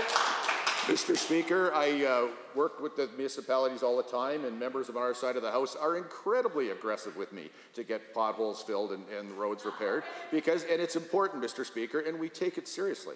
And so I would say to the folks that signed the petition, please take yes for an answer. The construction will be done next year, and this year repairs will be done to keep the roads safe until and that's how we do it, Mr. Speaker. It's a big network. We have $7 billion in the budget, including $1.5 billion in the next 3 years for repairs, and we're going to spend it. The honourable member for Airdrie Cochrane has a question. Thank you, Mr. Speaker. Police forces play a vital role in keeping cities, towns, and communities safe. Our brave men and women in uniform work tirelessly to safeguard and protect Albertans. Mr. Speaker, our government is committed to ensuring that officers are well equipped and that their interactions with the public are courteous and professional. To the Minister of Justice, how will the proposed changes in the Police Amendment Act ensure Alberta's police are the most professional and well-trained in the country? Honourable Minister of Justice and Solicitor General. Thank you, Mr. Speaker. To the member from Airdrie Cochrane. Albertans expect their law enforcement officers to be professional and courteous, and the practice of carding creates a perception that policing is discriminatory and unfair. That is why, Mr. Speaker, for the first time in the history of our country, Alberta's government is legislating a complete ban on carding so that no Albertans suffers the indignity of carding. And under the proposed street check regulations, Mr. Speaker, there will be clear guidelines for law enforcement in their interactions with Albertans. Mr. Speaker, I am looking forward to this. The honourable member for Airdrie Cochrane. Thank you, Mr. Speaker, and thank you, Minister. Given the practice of carding involves gathering of information by stopping, questioning, and documenting individuals when no offence has taken place, and given this practice has potential to be abused, but given it is important for officers to use their discretion and training in ways that ensure the safety and well-being of our communities. To the Honourable Minister, how will defining the conditions of carding help to protect the safety of Albertans? The Honourable Minister of Justice. Thank you, Mr. Speaker. Mr. Speaker, carding is clearly discriminatory and unfair because it is random and arbitrary. However, interactions between police and citizens are an important investigatory tool. To be clear, this is completely separate from carding, and that is why it was essential for us to create a clear definition of carding. Police officers from time to time do have valid and legitimate reasons to talk to an individual or ask for information. This is sound policy that enhances the right of citizens and restores trust between law enforcement and the communities they serve. Honourable Member for Airdrie Cochrane. Thank you, Mr. Speaker, and thank you again to the Minister. Given that several Liberal and NDP-backed activist groups are calling to defund the police, and given that we have seen an increase in crime, violence, and destruction of property in cities that have cut funding and support to police forces, and given that our government is committed to reform, equality, and justice, to the same Minister, what else is our government doing to support officers and other law enforcement agencies while improving protections for Albertans? The Honourable Minister. Thank you, Mr. Speaker. Mr. Speaker, I am proud of the work this government have done to ensure that all Albertans are respected. Mr. Speaker, we, in 6 months, this government have done what the NDP could not do in all of the 4 years that they were in office. Mr. Speaker, we banned carding. Mr. Speaker, we introduced Bill 38, the Justice Status Amendment Act 2020, that for the first time recognized First Nation Police and Police Commission in our Police Act. Mr. Speaker, we also taken the tremendous step of reviewing the Police Act, something that the NDP could not do in 4 years. Honourable members, this concludes the time allotted for oral question period. In 30 seconds or less, we will return to member statements.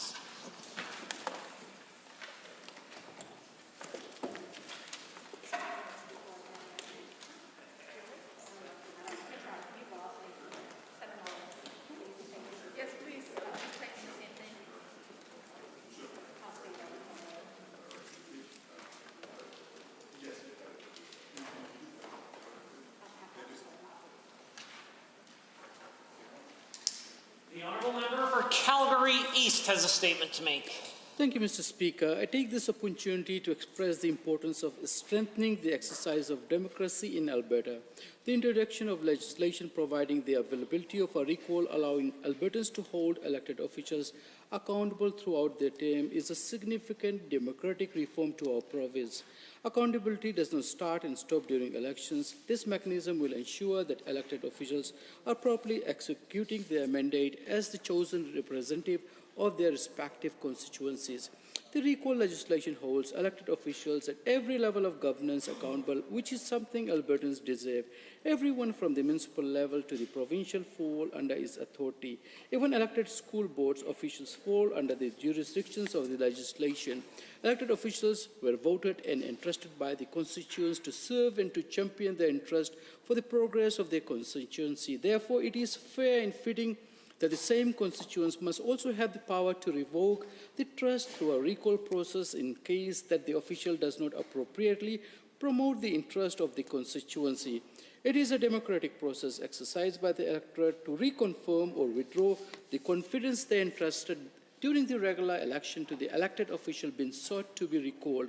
The Minister of Justice has provided great insight as the implementation of this process and its benefit to Albertans. I am pleased to see that there strikes a great balance between ensuring accountability while also preventing abuse of the system. Mr. Speaker, I believe this sets renewed precedent for accountability in our province. Thank you, Mr. Speaker.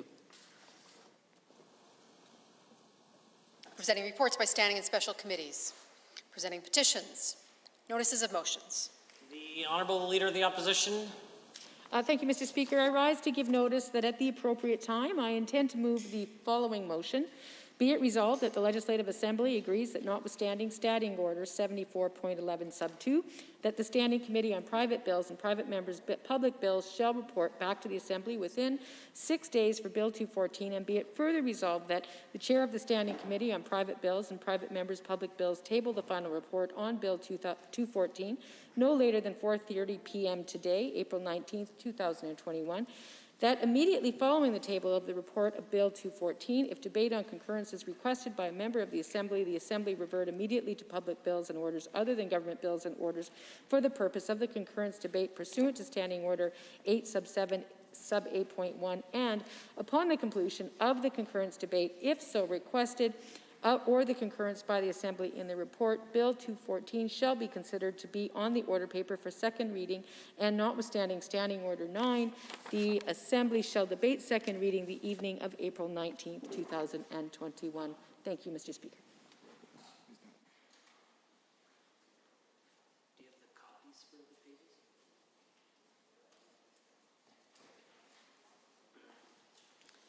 Introduction of bills.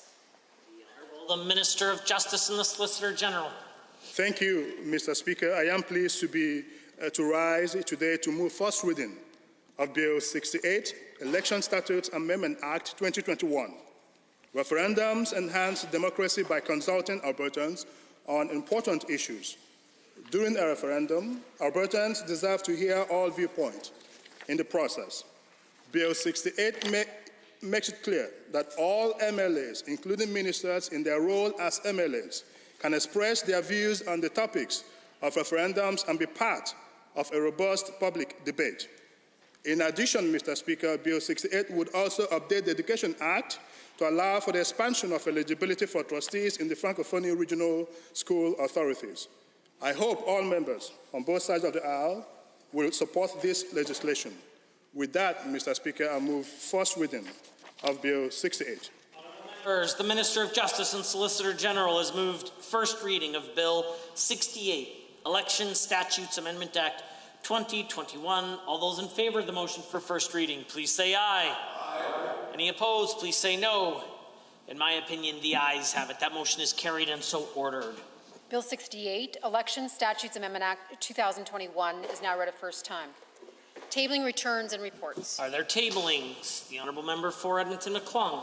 Thank you, Mr. Speaker. I have a few tablings regarding condition of Highway 55. I'll be brief on them. I have first a tabling from a constituent up in Highway 55 area who has sent an email describing the poor condition of the highway and the concerns she has over it. Secondly, Mr. Speaker, I have tablings, photographs, various conditions reports on the highway that show how badly it is in need of repair. Next, Mr. Speaker, I have a photograph of a gentleman who received a semi-trailer tire in his yard, as well as bits and pieces that came off of it. The photograph of him with the trailer tire that flew 350 feet to end up in his yard. And finally, Mr. Speaker, I have a copy of an article written by a reporter about the condition of the roadway and the concerns that the individuals have there. And it talks about the minister not wanting to do anything about it until 2022. Thank you. Are there other tablings? The Leader of the Opposition. Thank you, Mr. Speaker. I rise to provide the appropriate number of copies of the documents I referred to today in question period, which include documents FOIPed through Alberta Health and AHS, which identify instances of Alberta Health discouraging AHS from creating long-term monitoring because of leadership not being interested in it. Also, AHS decision to provide long-term monitoring, and also the trigger limits, which I referred to today in my questions. I'm sorry, was that three tablings? Or? No, it's all three included in one document. Are there other tablings? Seeing none, the clerk. Tablings to the clerk. I wish to advise the Assembly that the following document was deposited with the Office of the Clerk. On behalf of Honourable Mr. Taves, President of Treasury Board and Minister of Finance, supplemental responses to questions raised by Ms. Phillips, Honourable Member for Lethbridge West, Mr. Schmidt, Honourable Member for Edmonton Gold Bar, and Ms. Gray, Official Opposition House Leader, March 9, 2021, Ministry of Treasury Board and Finance, 2021-22 Main Estimates Debate. Honourable Members, we are at points of order, and at 1:52, the Official Opposition Deputy House Leader raised a point of order. Thank you, Mr. Speaker.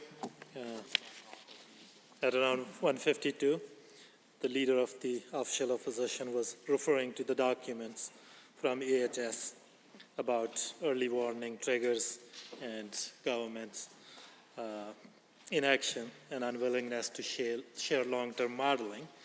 And in response to that question, Premier went on to say, as is her habit she is completely fabricating things. I don't have the benefit of the blues, but accusing leader of the official opposition or any member of this House for fabricating things, I think that's clearly offside the intents of standing order, and in particular 23 H, I, and J, that you cannot accuse other members of fabricating things. So if Premier wants to raise the decorum of this House, Premier should withdraw and apologize.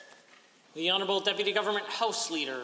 Well, thank you, Mr. Speaker. I don't have the benefit of the blues, but just from what the honourable member said with his remarks, he talked about apparently the NDP is offended by the use of the term falsehood, and yet I think today they use the phrase misled the House, they use refuse to be honest, they use struggle to say things. Mr. Speaker, I think this is a matter of debate. The NDP has terribly thin skin based on how they talk in this House, Mr. Speaker. I would think that you should declare this a matter of debate as it is and suggest that the official opposition consider their own conduct in this House.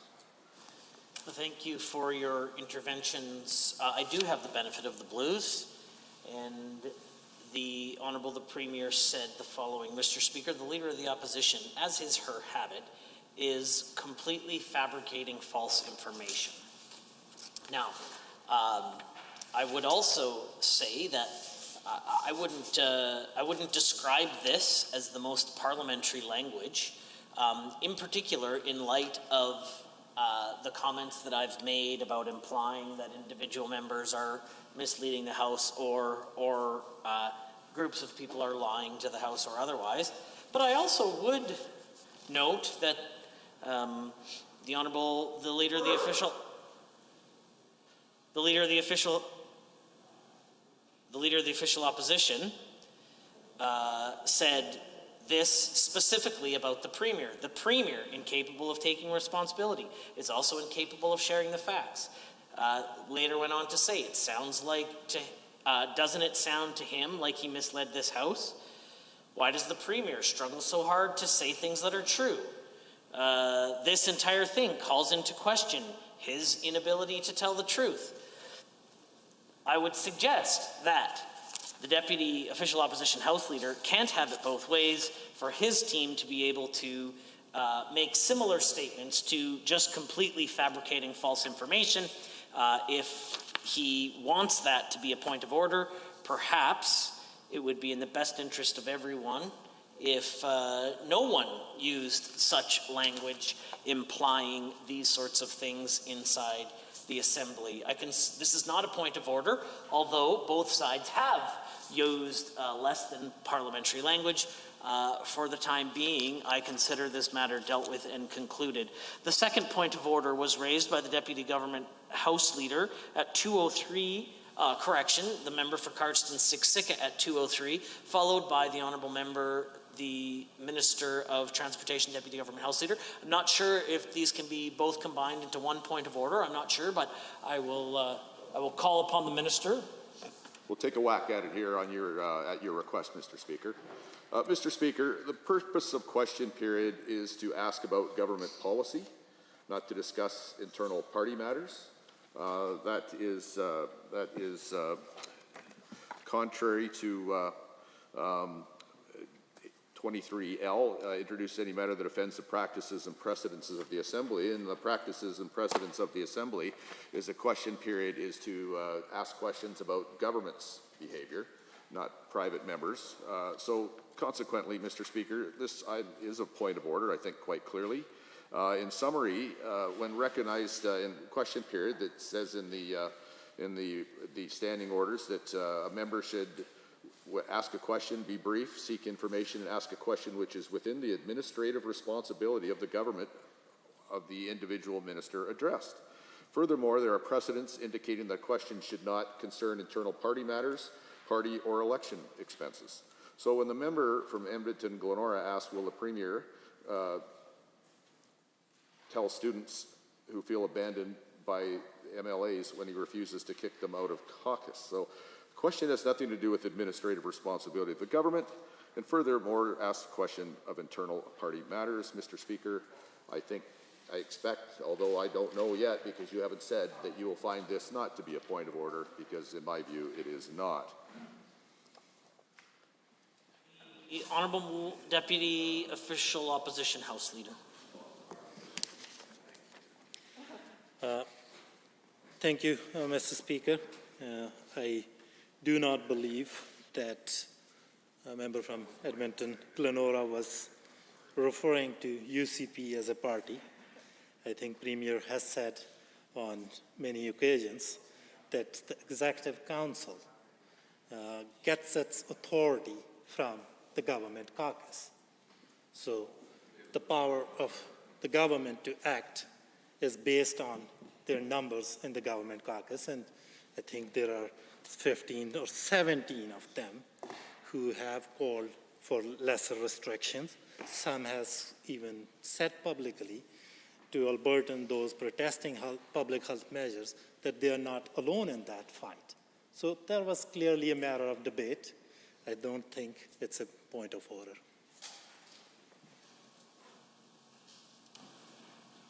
Thank you for your interjections.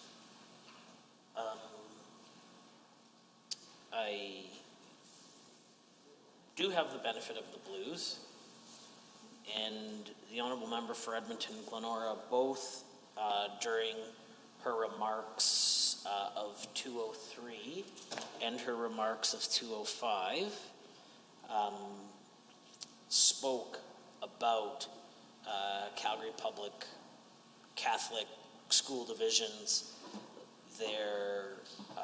the mass amount of, I'm paraphrasing here, the mass amount of school students that are on online school or not, both of which are inside the purview of the government policy. She went on to say, she referred to some NDP caucus policy, and then subsequently asked about the safety, making schools safer, and did include in defending the COVID-denying flank of your own caucus. We have a premier making up child's birthday party to will the premier, the current premier, tell students and staff of families who feel abandoned by their UCP MLAs why he refuses to kick them out of caucus? I struggle to find how this is a matter specifically related to parties, as there was no reference to the UCP party.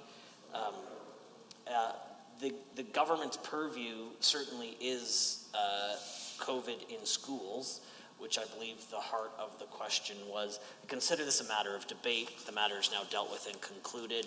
We are at orders of the day, orders du jour. Oh, correction. We are at standing order. At the appropriate time, the Leader of the Opposition rose to give notice of a standing order 42. I want to provide, in the strongest of terms, direction to the Leader of the Opposition that the purpose of this period of time is a brief opportunity to speak to the urgency of why we should set aside all the other important business of the House to move immediately to the motion as you proposed it. I encourage you to stick to the urgency, as I know that this has become a frequent tool that has been used by the opposition to bring other issues forward for debate.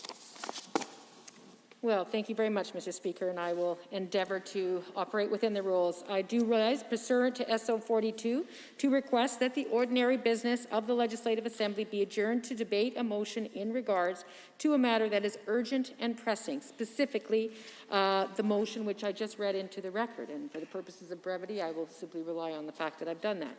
In summary, this motion seeks unanimous consent to suspend several elements of the standing orders so that Bill 214, the Eastern Slopes Protection Act, can be debated this evening.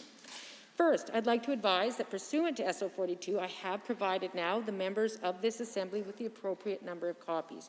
And further, while a motion under SO 42 requires no notice, my office did provide advance notice to the Speaker of my intention to...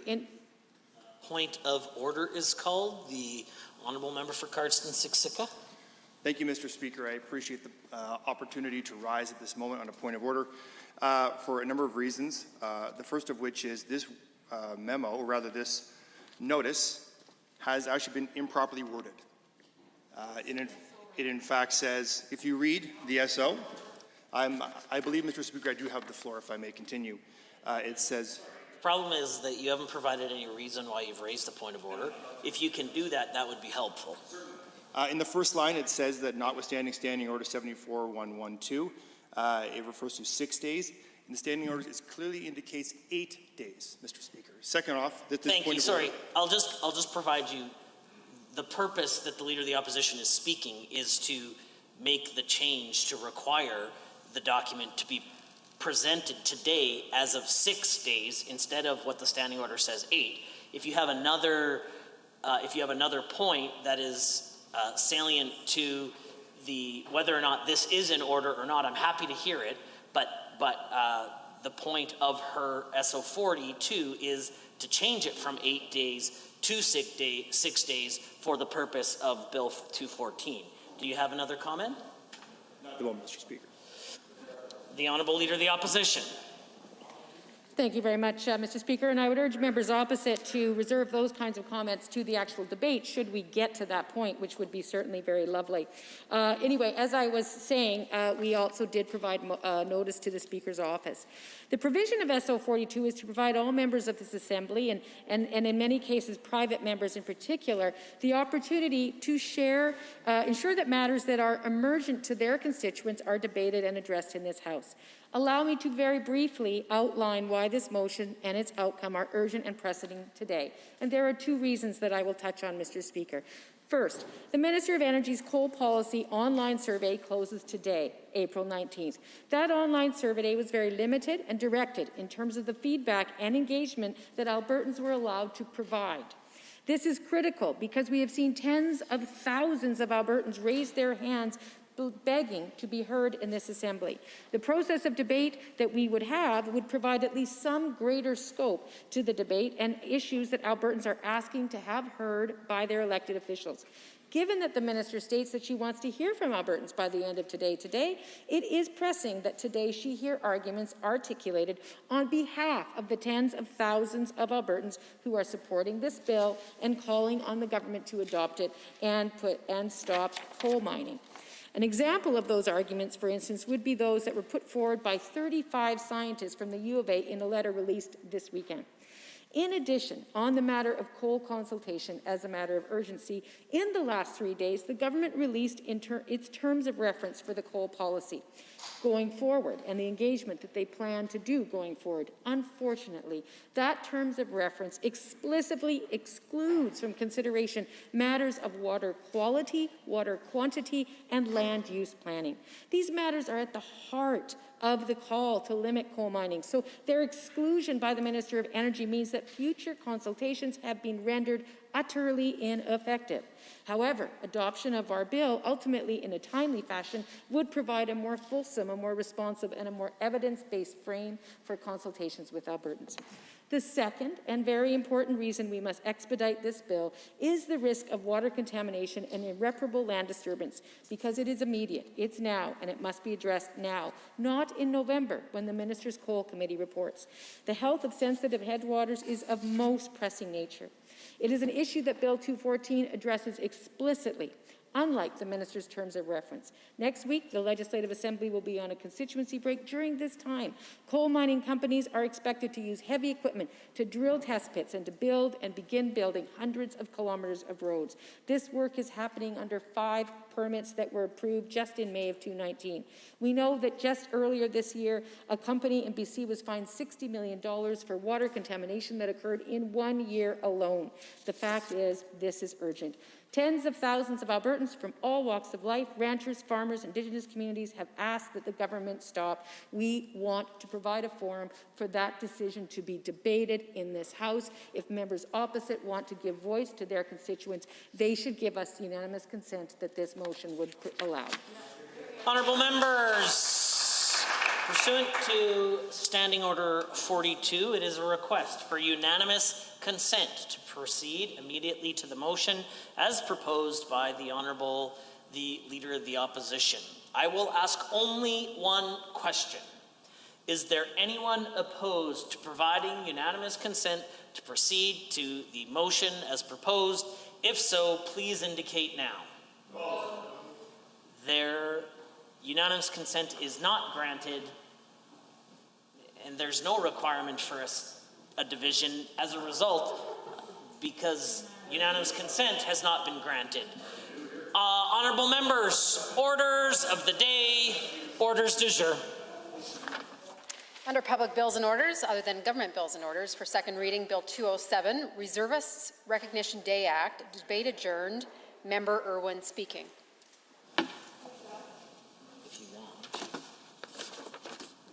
The honourable member for Edmonton Highlands Norwood has 8 minutes remaining should she choose to wish to do so.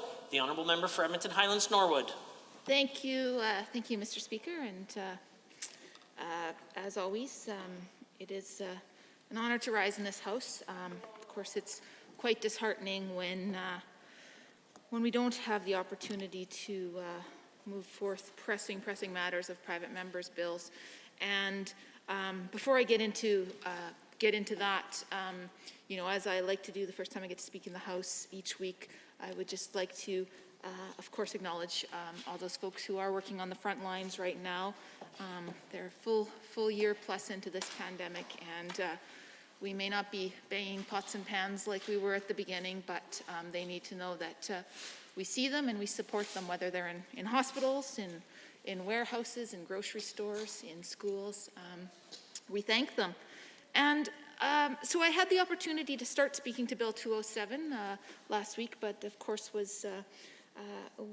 ran out of time. And so I just wanted to start my comments where I finished last week, and just, oh goodness, we just saw the inability to discuss a private member's bill of great concern, and that's coal mining on the eastern slopes.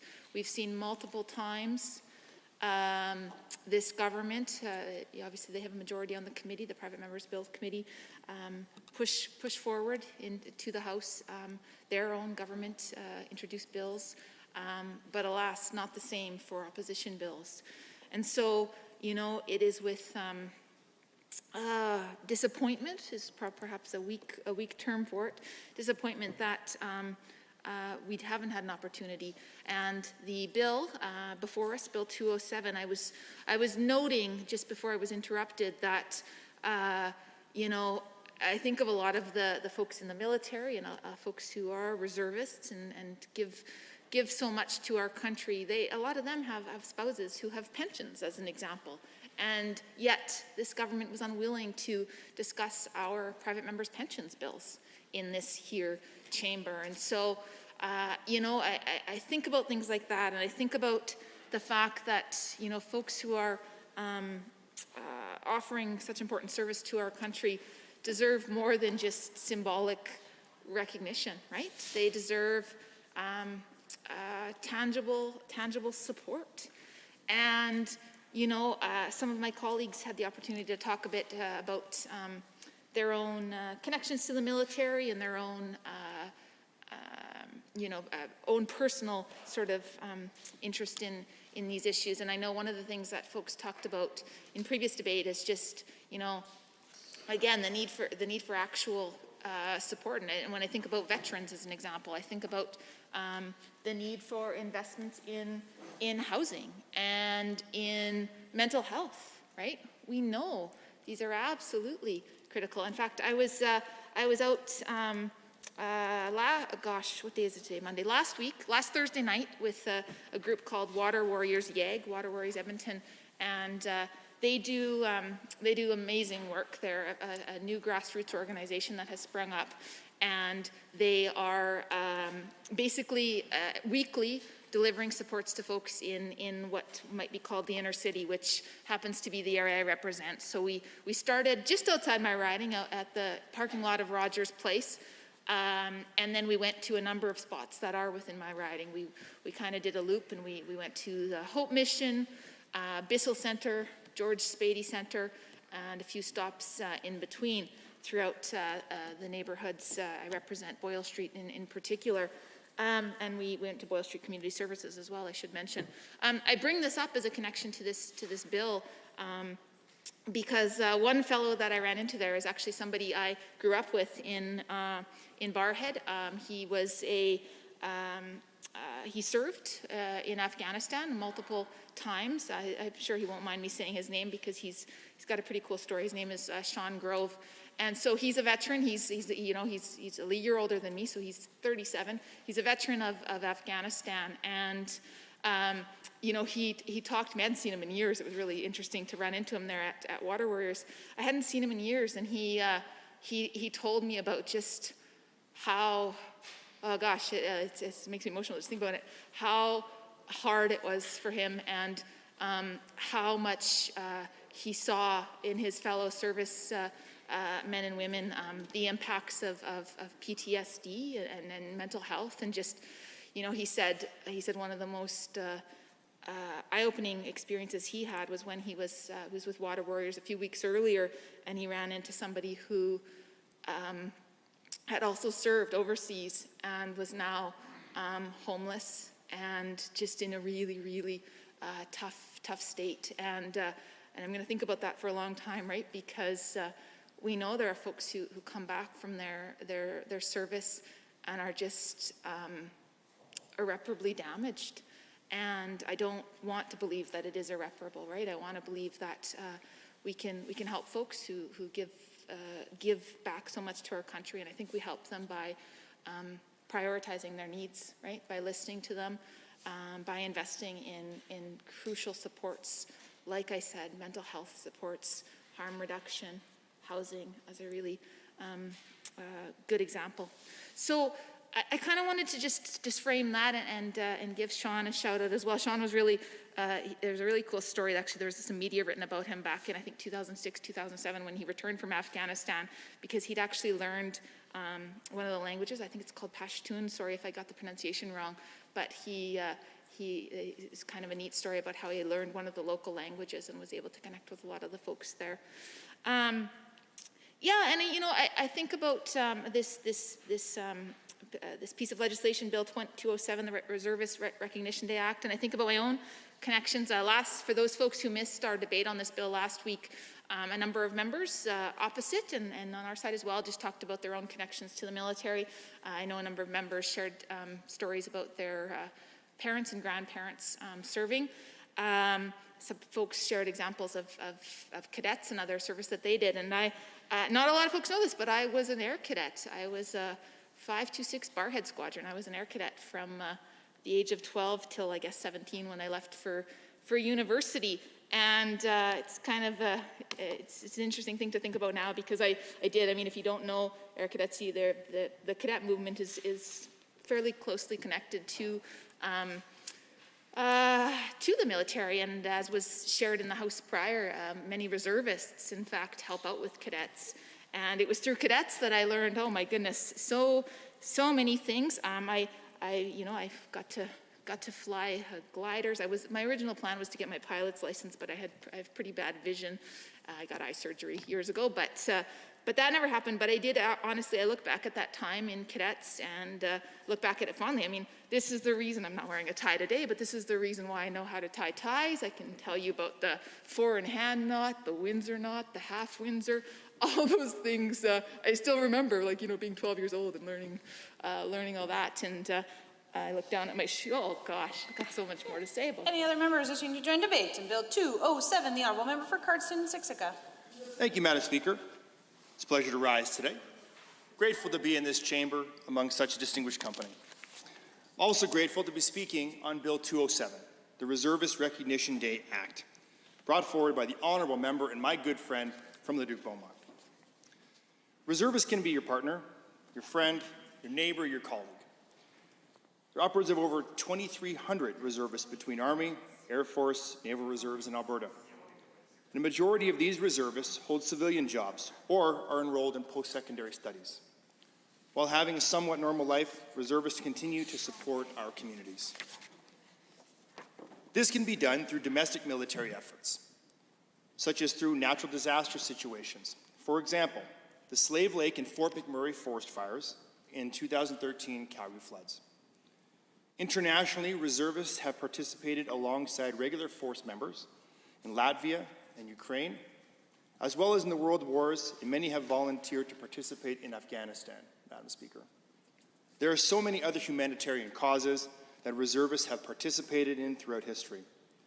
When they're on duty, reservists participate in a variety of trades: combat arms, engineering, and army signaling. They have also supported the military in other supportive capacities such as logistics, human resources, finance, and other roles not directly involved in conflict. Reservists are unique people. They have no obligation to participate overseas, but many volunteers do so, putting their lives at risk as well as their civilian lives on hold. When a reservist is eligible for leave, they have to grant leave to employees, or rather they have to grant leave from their employers.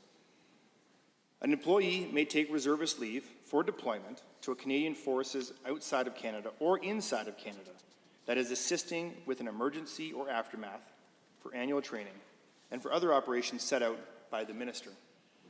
The reservists are able to take up to 20 days a year of leave from their work for annual training, and take leave as long as necessary to accommodate the period of service required for international or domestic deployments. As you can see, their sense of duty comes with a major halt on their civilian lives. It takes a lot of bravery and strong sense of duty in order to be a reservist, or any member of the Canadian Armed Forces, for that matter, Madam Speaker. I'd like to take this moment to acknowledge and thank the member from Leduc-Beaumont for his service in the Canadian Armed Forces Reserves for 2 years, and his continued work for the Government of Alberta as a liaison to the Canadian Armed Forces. The UCP caucus is well served with him in that capacity. Thank you. He has worked with many stakeholders directly or in relating to the Canadian Armed Forces, one of which is the Canadian Armed Forces Liaison Council, which is an organization of more than 140 Canadian volunteers who work in partnership with the defense team to engage employers, educational institutions, and other organizations.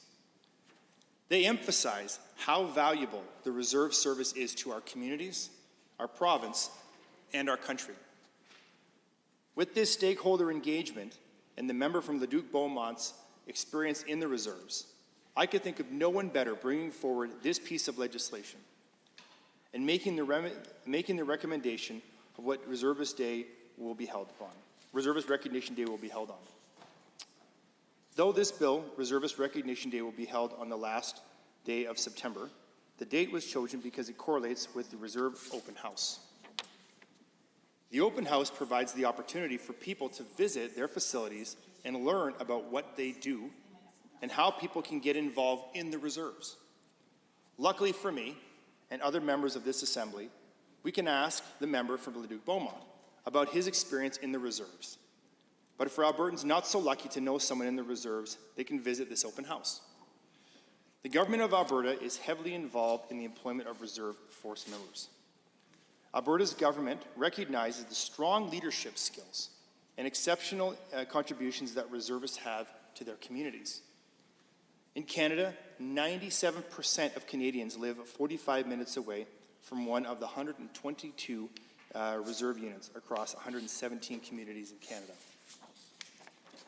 In Alberta, there are 6 reserve units in Calgary, 7 reserve units in Edmonton, 1 in Lethbridge, 1 in Medicine Hat, and 2 in Red Deer.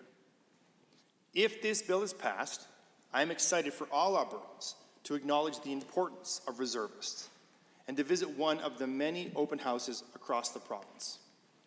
The reservists' hard work and dedication to their country should be acknowledged publicly. Their efforts should be celebrated, and more people should know who reservists are and what they do for their country and for their province. I am proud to support Bill 207, Reservist Recognition Day Act, and I encourage every member of this Assembly to support the reserves and the Canadian Armed Forces through this bill. And again, Madam Speaker, while I'm standing, I will take a moment and again thank the member from Leduc-Beaumont for his service as a reservist, and for the exceptional work that he does for his constituents in this province.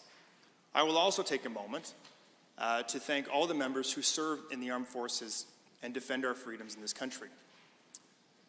Both my grandfathers on my mom and on my family, my mom's side and my dad's side, both served in World War II, and I'm honored that that is a legacy that's part of my family. And though I have not served in the military myself, I certainly understand the sacrifice that it is, as I've heard many stories before my grandfather passed away about that, and also from my grandfather on my father's side, and the importance of the service they made. So with that, Madam Speaker, I encourage all members to vote in favor of Bill 207, and thank you for the opportunity to speak. Any other members wishing to join debate? The Honourable Member for Brooks, Medicine Hat. Thank you, Madam Chair, and I'm just wondering how much time is left in this debate, if you could let me know. You have 10 minutes. Okay, great, thank you. So I just want to start by thanking the member for Leduc-Beaumont for bringing this important piece of legislation forward. I know that in his work as the government's representative to the Canadian Armed Forces and liaison, that he's done a considerable amount of work, including joining myself and the Premier at Canadian Forces Base Suffield and Battis in Suffield, Alberta. He came down to look to see the base. I know they also got to go see some explosions out in the field and see some live exercises going on at CFB Suffield, and it was great to see our liaison to the military in Medicine Hat, in Suffield and in Southern Alberta, to meet with those men and women in uniform who are working so hard and training right here in Alberta to go off to armed combat. So, Madam Speaker, I just wanted to start by saying thank you to everyone who does serve in any capacity, be it the reserves or is on inactive duty right now.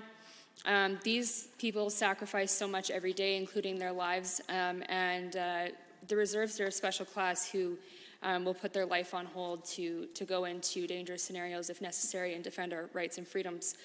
So Canada, we know, has a rich history of answering the call when our military is needed. In fact, my own family's been a part of answering that call. My great-grandfather, Orville Studer, was in World War II. I've spoken about that in the House today. And I know that he was deeply involved with his Army buddies until the day that he passed away. So being able to speak to his accomplishments, what he's done for our country, as well as what future servicemen and women will do, is a great honor and privilege for me today. We know that Canada's history involving answering the call has happened in World War I, II, Korea, Afghanistan under 9/11, and numerous UN peacekeeping missions, of which we are very well known. Our rich military history is a large part, Madam Speaker, of why Canadian travelers will proudly display the maple leaf on their luggage. I know that, in fact, my fiancé and I have done the same thing. We always want to make sure that we have something pointing out that we're Canadian. We love our American neighbors, but we like to keep that very proud that we are, in fact, Canadian. An essential part of the Canadian Forces are the reservists, Madam Speaker. Reservists are lawyers, health service providers, teachers, tradespeople, anything in between. They give up a substantial portion of their lives every year to train so that they're ready when our nation needs them. And Bill 207, in my opinion, is just a small token of gratitude that we can give to recognize their service. It doesn't distract from the other days that we have set aside to honor those to serve, but this is just one more opportunity to acknowledge reservists in particular who have done so much for us and have answered the call to duty. So Bill 207 provides that special day for these men and women. It doesn't necessarily separate our reservists from the rest of the Canadian Forces, but it acknowledges their exceptional circumstances. So members of the Army Reserve in Southern Alberta are members of the Southern Alberta Light Horse. The A Squadron is based at the Patterson Armory next to the Medicine Hat Exhibition and Stampede Grounds, a very well-known area in Medicine Hat. And so the Southern Alberta Light Horse is part of the armored unit of the Canadian Armed Forces. Born from predecessor units that served in the Northwest Rebellion, both World Wars, and many international and domestic operations. So these domestic operations include aiding in disaster relief like floods, especially in Medicine Hat. We know Medicine Hat's flooded several times. It always seems to be right around my birthday, fun fact. But Medicine Hat has flooded several times, and it's always great to see our reservists and those soldiers who are visiting Canada through the British Army Training Unit and others, to even sometimes NATO, coming to actually help Medicine Hatters when our community floods, which seems to be too often, but we're we're getting better at that, not flooding. So domestic operations include aiding in disaster relief like floods, which we know that they have done in Medicine Hat. And many of these reservists train at CFB Suffield, as I've already said. Founded in 1972, CFB Suffield provides a unique training ground for the Canadian Forces. If you've been down to Medicine Hat, especially down to CFB Suffield, you know that it's a very arid temperature. It's extremely dry heat for days on end, and that's something that few other places provide. So CFB Suffield in Canada actually can replicate the heat of the desert in the Middle East, almost, but not quite. So, but we do our best. And like I said, it was really great that we actually got to host the Premier and the member for Leduc-Beaumont in his capacity as liaison to the armed forces, because I believe that day it was a particularly hot one. So we got to see just how hard these men and women are working in exceptional circumstances, even here in Canada before they are deployed to other areas. So there's no better place to train, and I'm very proud to have CFB Suffield within the riding of Brooks Medicine Hat. And finally, Madam Speaker, we know that our reservists give so much to our country in the name of protecting our rights and freedoms. So I don't think that it's too much to provide an extra day in the year where Albertans can honor the sacrifices. In fact, I think it's the least that we can do. Personally, I support Bill 207, the Reservist Recognition Day Act, and I want to encourage all members of the House to do the same. Thank you, Madam Speaker. Turning to the members wishing to join debate on Bill 207, the Honourable Member for Edmonton-Whitemud. Thank you, Madam Speaker. It's a pleasure to rise. I know I don't have that long, but to speak to Bill 207, the Reservist Recognition Day Act. It's been actually quite a privilege to hear so many members of the House speak and share their personal stories or personal connections to members of the armed forces, perhaps grandparents, aunts, uncles, just family members. It's been, obviously there's a long connection for many members in this House and many Albertans to those who have served both active duty in the armed forces, but also who are serving as reservists. And I understand, of course, that the sponsor of this bill, the member from Leduc-Beaumont, is one of those individuals. And I think it is absolutely an important thing to give recognition and to offer our thanks to those individuals who, of course, actively serve, but also those who put their name forward and are prepared to serve if called. And that's really what we're talking about when it comes to reservists, right? We're really talking about individuals from all walks of life, men and women who may be regularly employed in other activities. They may be students, civil servants, laborers, business owners, academics, all of these individuals who are putting their name forward to say that they are ready and prepared to serve if called upon to do so. And really it's a tribute to, I think, the spirit of Canadians and Albertans who are always ready to help out and to do their part and to do their duty when called to do so. And reservists are certainly an important part of that group of Canadians and Albertans. So recognizing those individuals, as this bill proposes to do, is important. And it seems like a simple thing to do. It doesn't take much in terms of resources, but may be impactful and meaningful for those, simply a tribute to their willingness to serve.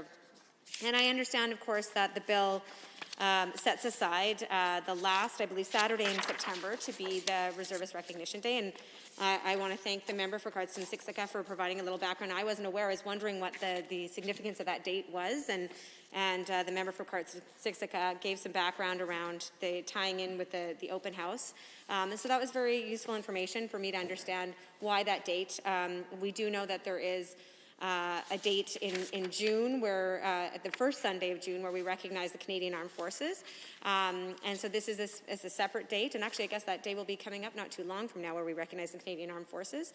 But then to now have a date in the end of September to recognize the reservists. And so that's, again, I think the members of the Private Members Bill Committee who first heard the sponsor bring forward this bill, as well as all those who have spoken in this House to date, have shown their support for this kind of measure. It certainly reflects the value that we place on reservists and the call of duty, really, right? Those people who have that sense of willingness to put themselves forward if called. Now, I also want to take an opportunity, if I can, to thank the member from Edmonton Castle Downs, who, as many of you know, when the NDP government were served as the liaison from the Alberta government, Alberta's liaison to the Canadian Armed Forces, and certainly proudly performed that work. And there was also a number of measures taken by the former NDP government to show their support for the armed forces and for the military that we should all be very proud of.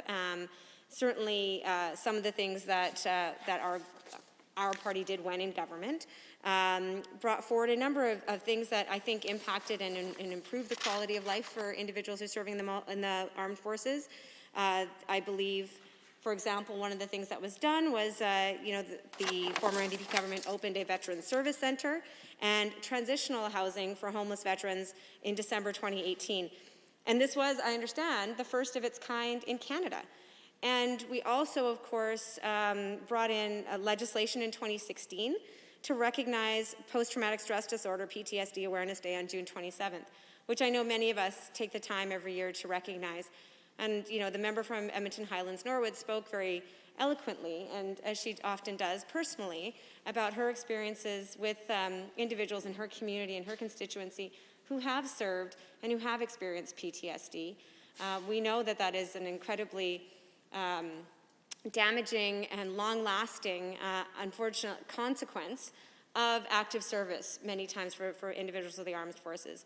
And it is to all of our disappointment, I believe, and I think are failing a little bit to know the number of individuals who have actively served who do come back and end up not only with PTSD, but end up homeless, addictions issues, those sorts of challenges. And really that's a call on all of us when we talk about thanking the individuals who have served actively or have even put their name forward to serve actively. It also puts, it's not just the thanks that we give to them at the time, or even when they return home, or even in days like we're talking about today, while it is important and it's an important gesture, but we also need to come through with very concrete supports in the time when there may be significant consequences as a result of serving. And so, as per everything, I believe, Madam Speaker, when we're in this House, we find that so many pieces of legislation and the things that we talk about are often very intertwined with so many other things. It's difficult to talk about acknowledging and recognizing the value of those who have put their name forward to be reservists and those who have done active service in the armed forces without also talking about things like homelessness, things like PTSD, things like addictions issues, because they're all intertwined, right? And so we cannot rest, and I don't suppose anybody in this House is prepared to say that we're resting simply on saying this is it in terms of our recognition for individuals who have put their name forward or have served actively. We need to all do better. I mean, it ties closely into supportive housing, into harm reduction, into all of these measures, because I think we know that unfortunately there is a connection between those who may have had PTSD and a lot of the issues we're talking about today in terms of addictions and homelessness.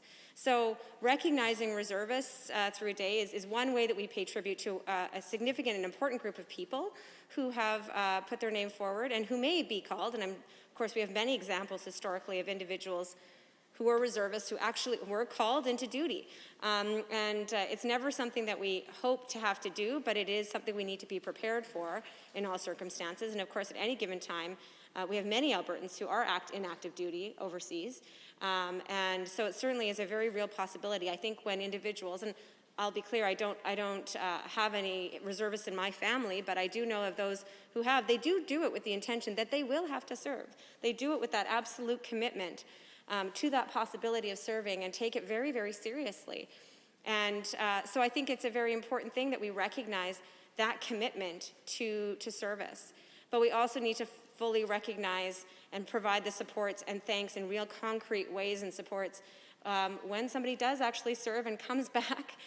We can't simply say thank you and we've got a day to recognize you and that's where we're done. We have a lot of work to do to make sure that we are fully thanking them for their service and making sure that they are supported to lead full, happy lives as they've earned and they deserve to do. Honourable Member, I hesitate to interrupt, but we will now ask the Honourable Member for Leduc-Beaumont to close debate. Thank you, Madam Speaker.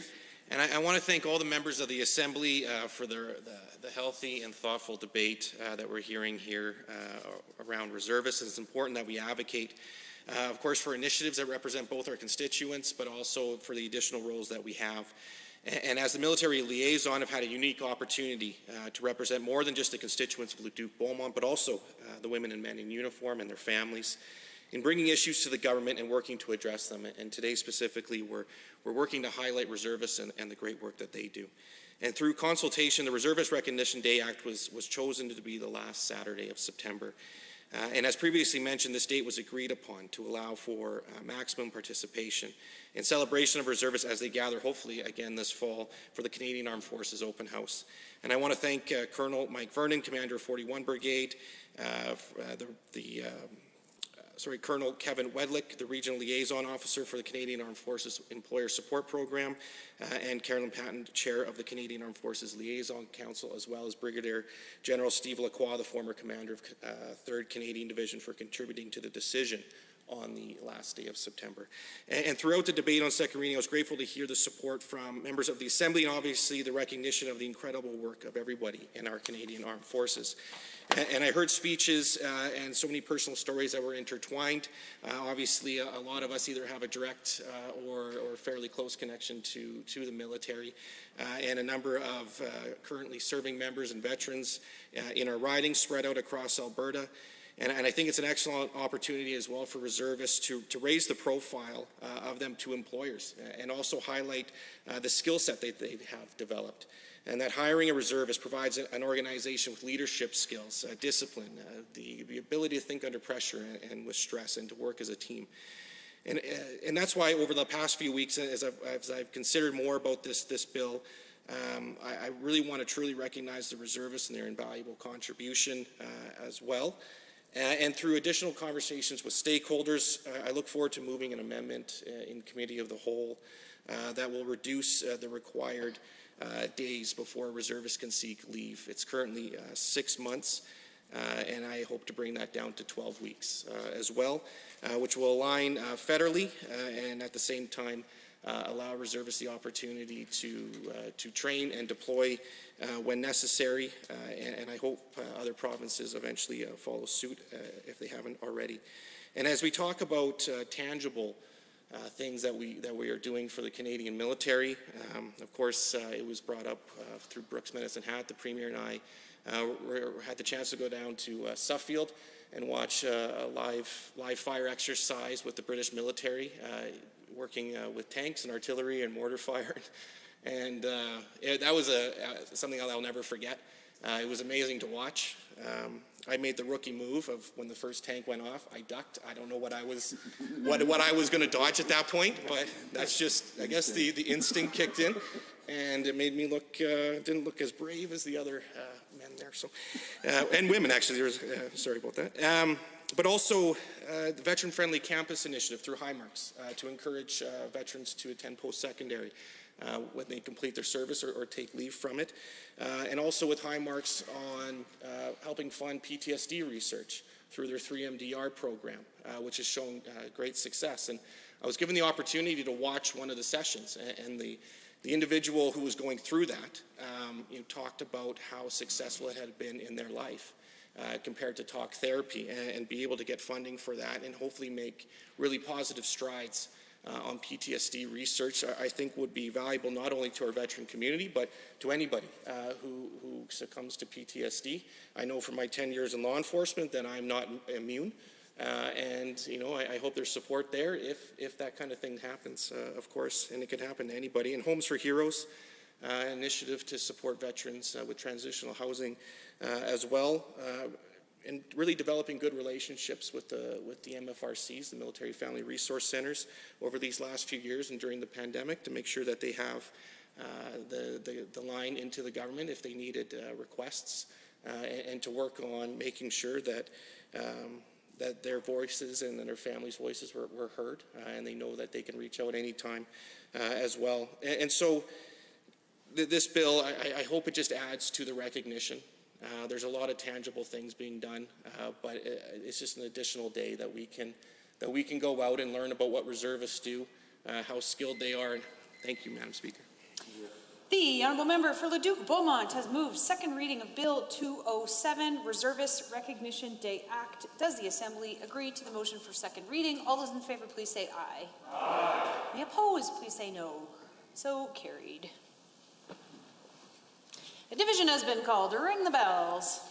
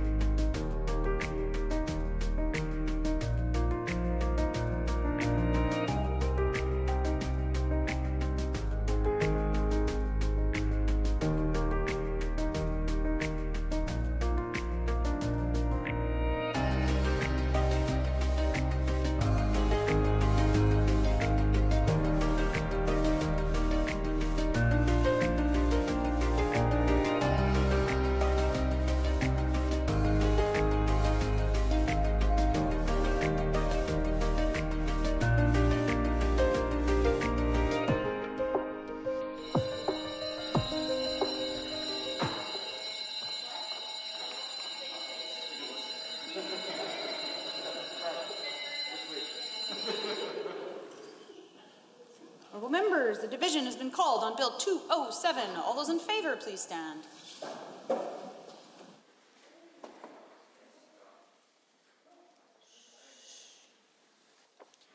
The Honourable Mr. Madhu, the Honourable Ms. Pond, the Honourable Mr. Glubish, the Honourable Mr. Wilson, Mr. Getson, Mr. Turton, Ms. Goodridge, Mr. Scow, Ms. Glasgow, Mr. Yao, Ms. Rosen, Mr. Guthrie, Mr. Reid, the Honourable Mr. Hunter, Mr. Godfrey, the Honourable Minister LaGrange, Mr. Rosewell, Mr. Rutherford,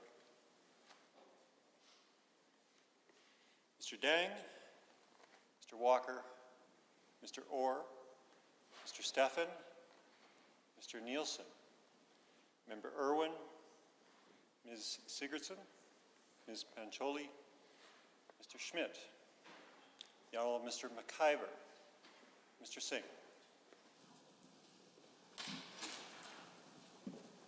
Madam Speaker, total for the motion, 29, total against, nil. Members, that is carried. Bill 207, Reservist Recognition Day Act, is now read a second time. Under public bills and orders other than government bills and orders for second reading, Bill 209, Cost of Public Services Transparency Act, Mr. Stephan. The Honourable Member for Red Deer South. Thank you, Madam Speaker. I'm excited to stand and move for second reading of Bill 209, Cost of Public Services Transparency Act.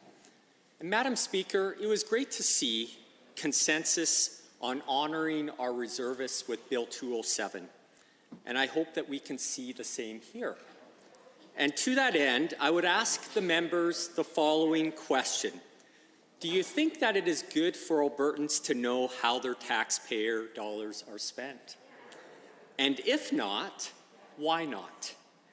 Madam Speaker, there is so much good that can be accomplished by trusting Albertans and empowering them to know how their taxpayer dollars are spent. The Cost of Public Services Transparency Act is at its heart equipping Albertans with this knowledge of how their money is spent. The 2019 Canadian Consumer Tax Index says that the average Canadian family spends more of its income on taxes than on the basic necessities of life. If taxes cost more than our basic necessities, taxpayer literacy is a necessary component of financial literacy. In these challenging times, it is urgent that there is more financial literacy, especially for our children. As parents, we want all of our children to enjoy the same opportunities that we were blessed with in this great province. It is a great service to trust the public, give them access and opportunity to know the cost of the public services they pay for. For example, going to school, going to a doctor's office, municipal operating costs. This allows the public to better understand the importance of using government services responsibly. It also makes government and public service providers more accountable to provide services in a more sustainable manner, respecting taxpayer dollars and the sacrifices of Alberta families, businesses, and individuals. Madam Speaker, we have a very serious problem. Quiet. This province has a structural deficit of billions of dollars. That is not sustainable. Order. The Honourable Member for Edmonton Goldbar does not have the floor. The Honourable Member for Red Deer South does. Thanks, Madam Speaker. Often when the truth is spoken, individuals can sometimes feel threatened by it. In our province, we have a structural deficit of billions of dollars. That is not sustainable. We need to let the public know the truth of our situation. There is a great urgent need in this province to work together and to get our act together. Doing the right things, even small and simple, can be magnified into great and marvelous outcomes. I know this is true. The McKinnon report says Alberta has one of the highest per capita costs of government. We need our public services to be financially sustainable so they can be available for our children. The Cost of Public Services Transparency Act supports the principles of Budget 2021. Our finance minister said that one of the fiscal anchors for our province must be normalizing the per capita cost of government towards comparator provinces. Government must work from the inside out to control its costs. This bill works from the outside in, empowering the public to better understand and support this urgent, critical need. The mechanics of the bill seek to focus disclosure on the larger operating costs of government. It seeks to do so in a way that is flexible, that it can be fine-tuned and improved, and use existing reporting mechanisms, such as performance reports, property tax bills. The bill is simple and it is principled. In committee, we heard from wonderful stakeholders, the Alberta Director of the Canadian Taxpayers Federation, the CEO of the Red Deer District Chamber of Commerce, and the CEO of the Canada Strong and Free Network, formerly the Manning Foundation, all who spoke in favor of this bill. By letting Albertans know the costs of the services they are paying for, it engages them as citizens of this province and supports a culture of more accountability for government. Now, I know that some do not like this bill and the accountability that comes with it. And I would like to address up front some of the potential misrepresentations that some may attempt to make. Madam Speaker, one question that may be asked is, will this bill apply to all public services? The answer to that is no. It applies to designated public services. The vast majority of public services will not be designated. The decision to designate a public service is at the discretion of Cabinet and the Premier. To exercise common sense, this would include a consideration of the costs that are known, that can be improved, and where the largest benefit from disclosure from the public lies. Madam Speaker, another question that might be brought is, will this add to red tape? Letting Albertans know how much things cost is not red tape. Red tape is where the benefit is less than the cost. The cost is very low. Here, the benefit is very large. Another question is, well, isn't this information already available? It is, but citizens have to hunt for it. Madam Speaker, prior to becoming an MLA, I was the founder and president of the Red Deer Taxpayers Association. We had a website where citizens could go and see how municipal operating expenses year over year exceeded inflation and population growth. Citizens had to be aware of that and hunt for it. The Cost of Public Services Transparency Act aims to provide it, that information to them, so they don't have to hunt for it. It would be provided on things such as property tax bills, report cards. When you go to the doctor's office, there'll be a sign in the doctor's office that says what the cost of an average visit is.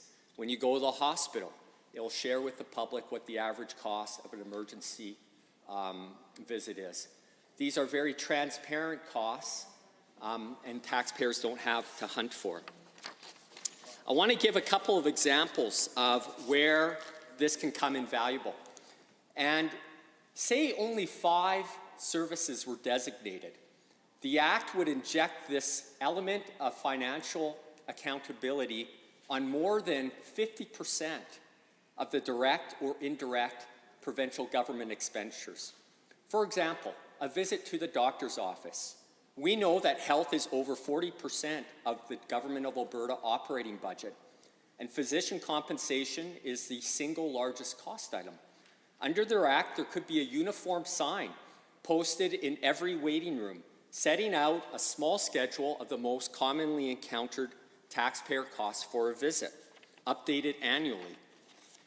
From a red tape analysis perspective, these are known estimated costs in the ministry, and there is minimal cost to print the same amounts in waiting rooms, perhaps at $100 a sign, where physician offices bill hundreds of thousands or millions, or aggregate billings of 5.4 billion. A visit to an emergency room, again, a uniform sign in each waiting room, setting out the most commonly encountered taxpayer costs.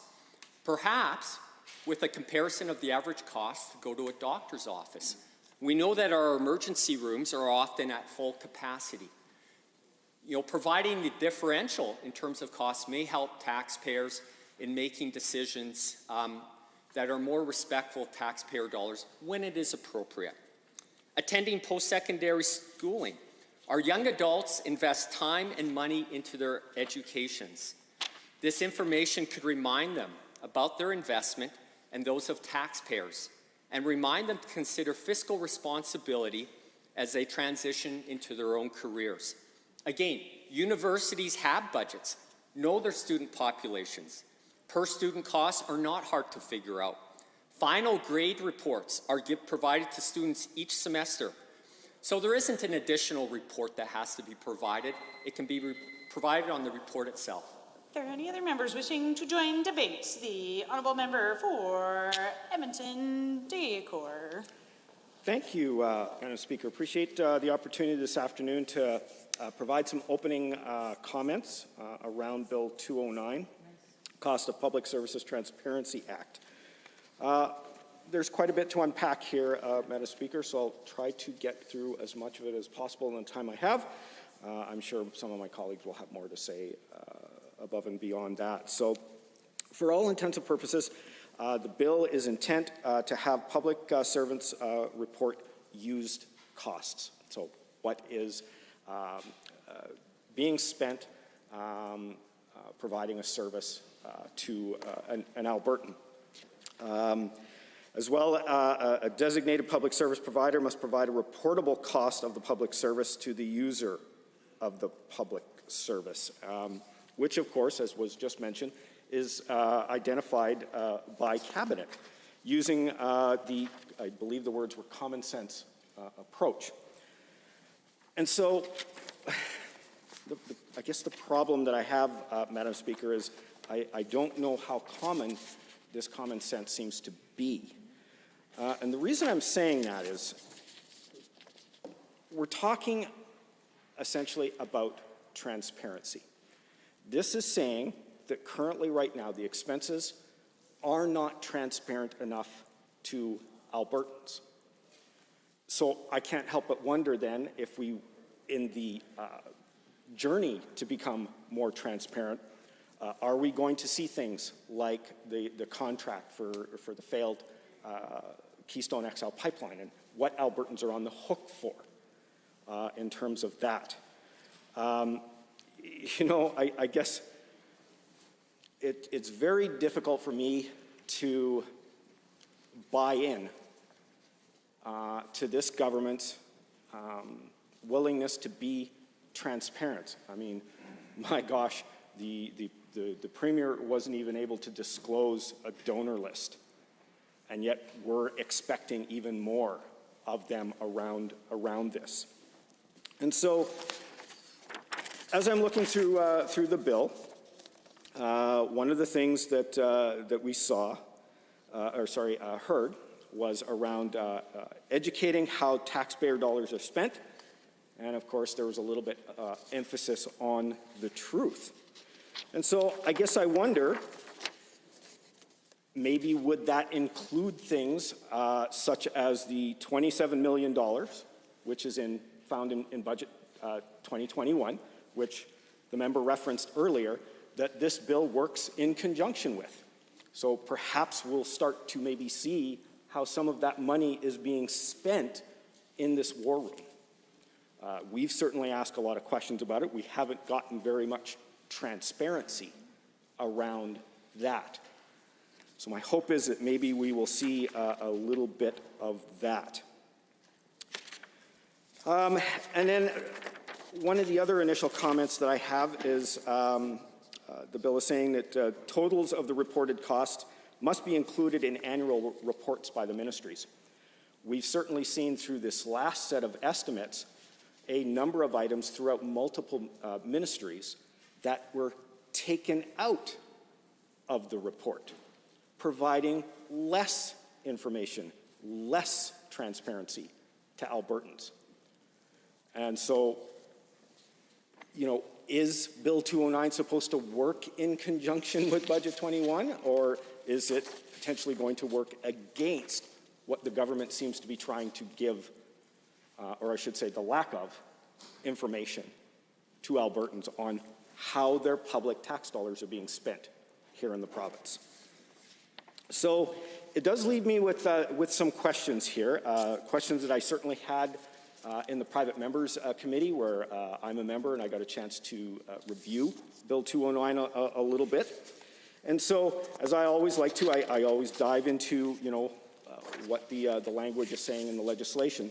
And when I was looking in Bill 209 throughout, of course, page 1, around all the definitions, continuing through almost completely page 2, but I wanted to focus in on one area, which was sub J, the public service. And so there's a listing throughout there on page 2, a health service, the provision of an education program, the provision of a post-secondary, and so on and so forth. And so one of the comments that I heard, and sorry, I'm just trying to find where I wrote that down, was around, making things flexible. The problem is they've become so flexible, it's up to, as is stated in the legislation, the designation of the minister or ministers, whatever the case may be. And so when I look there in J sub 2 sub A health service, and I asked this question during the private members bill committee, what is being envisioned there? Because when I read that, I see a frontline nurse who is currently overworked, under a lot of stress, trying to do their job dealing with this pandemic on top of everything else.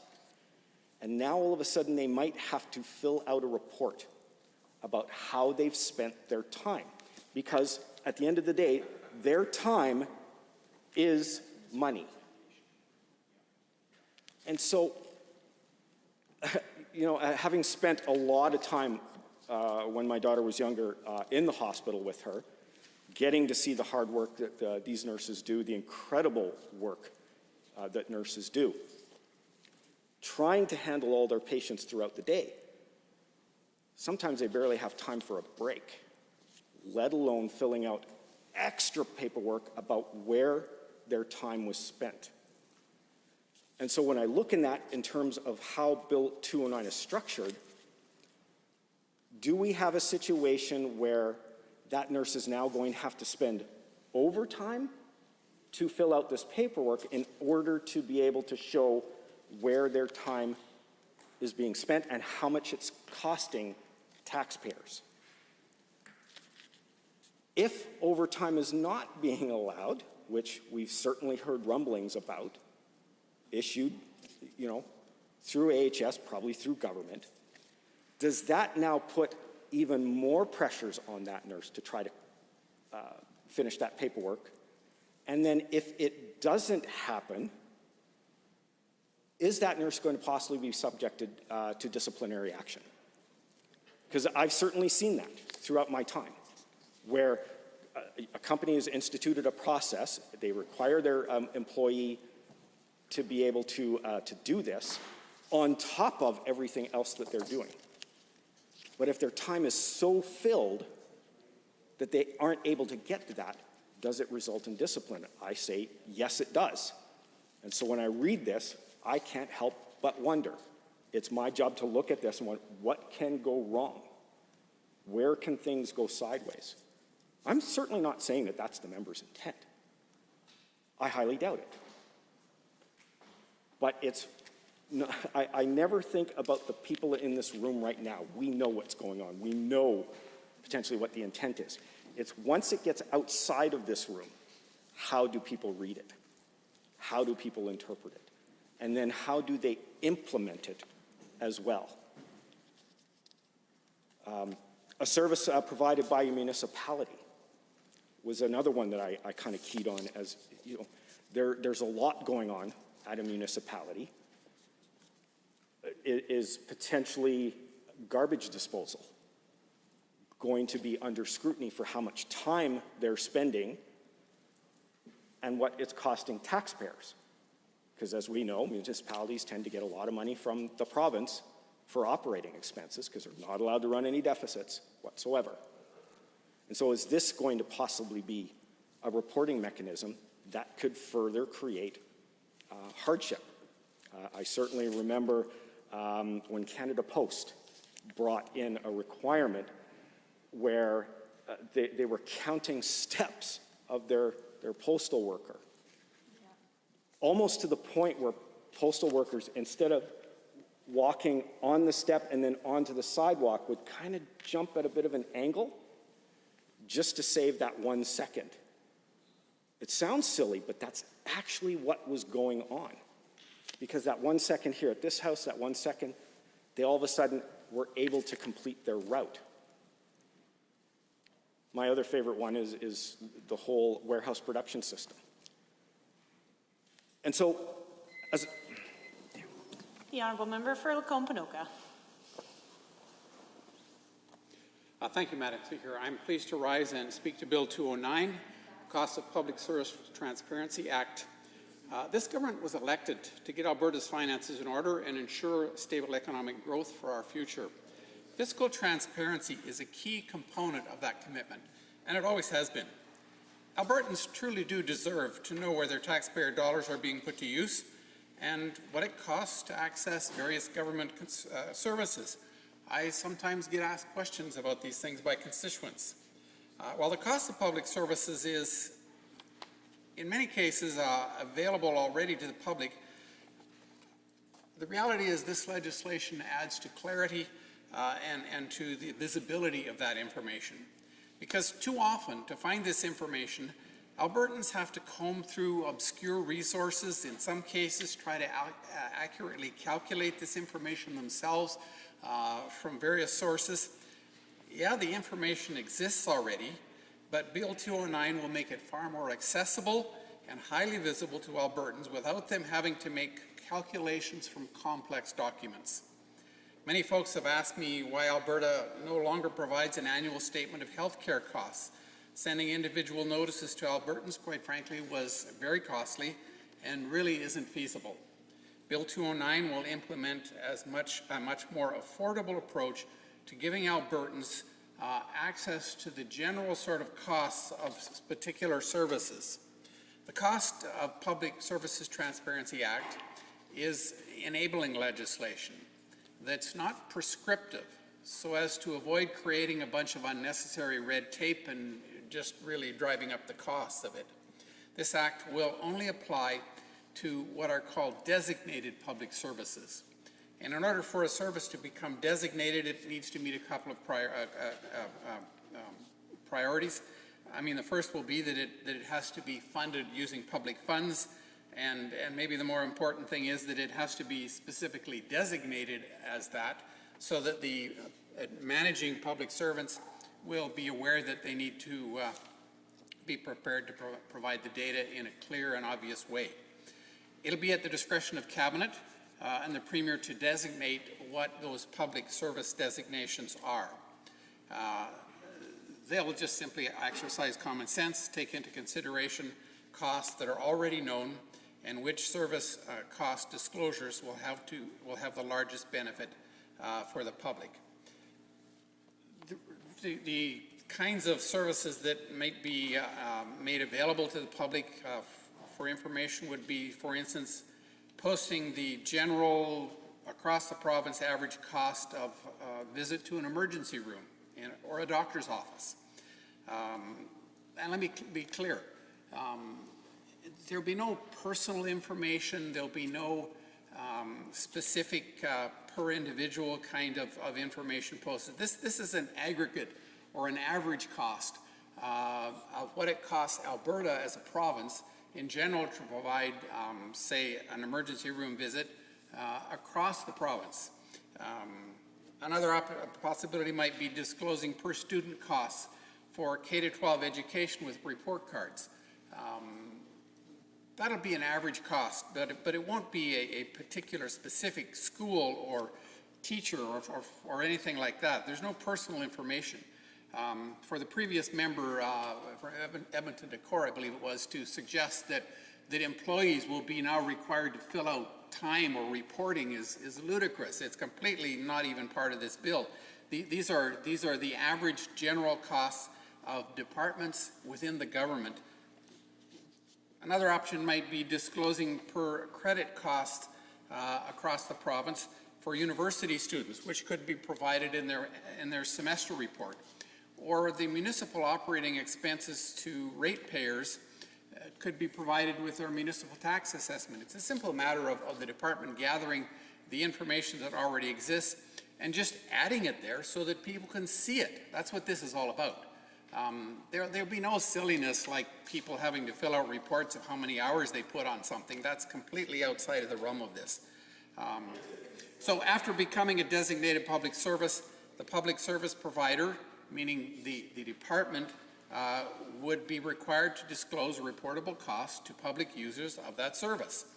To avoid incurring additional costs on public service providers, adding red tape, pre-existing written notice communications will be used to provide reportable costs. In other words, you will not have a specific mail out to you, which would cost thousands of dollars, reporting some specific cost. So for example, costs could be communicated on report cards that already exist, through written public notices on doctor's offices or in emergency rooms, or any system of delivery really, which this is all about, that would be obvious to people. Reportable cost determinations are determined under regulation to allow easier refinement and precision. Section 6 of the Act deems that reportable costs have to be expressed in dollars. They have to be generally per unit, so per credit of university or per health visit or per student K-12 or per person for municipal operating budgets. They need to be comparable, either on an annual base or possibly to other provinces or some other method of comparability. And they need to use existing and reasonably affordable, available, reportable data. The cost of Public Services Transparency Act also requires public service providers to report that they have complied with this requirement to the minister on disclosing the costs of their service to the public. So they simply need to report to the minister how they have completed the delivery of this information. These compliant costs will be included in the minister's annual report to the public. Mr. Speaker, we are in unprecedented times of economic hardship. We need to find innovative ways to save costs. You know, even a 1% in cost savings across Alberta would amount to over $600 million of Alberta's current operating budget. Performance measurement and reporting may seem like a small thing, but you know, Albertans have a right to know the value of the benefits they receive from government. And as I said, I sometimes get asked these questions from constituents. Bill 209 will simply increase taxpayer literacy, supporting civil participation towards more accountability for government. This is incredibly important as it will encourage fiscal accountability of Albertans and give them the chance to exercise sound judgment when they access public services. It will also increase accountability and sustainability in the delivery of government-funded public services. While the government must work from the inside, as the sponsor of the bill has said, from the inside out to control costs, this bill actually empowers Albertans to better understand and support controlling costs from the outside in. Budget 21 is an inside-out effort of government to ensure sustainable practices that will make for a stable economic future. The Cost of Public Services Transparency Act is an outside-in initiative that will give Albertans the chance to support the economic future of their province through transparency of per capita cost of public services. Sometimes the best changes can be made through awareness and engaging the public as citizens, as fiscal stewards of their province, and giving them full and fair information in an accessible way. Mr. Speaker, or Madam Speaker, Bill 209 will encourage accountability among public service providers to provide services in a sustainable manner and encourage respect for taxpayer dollars.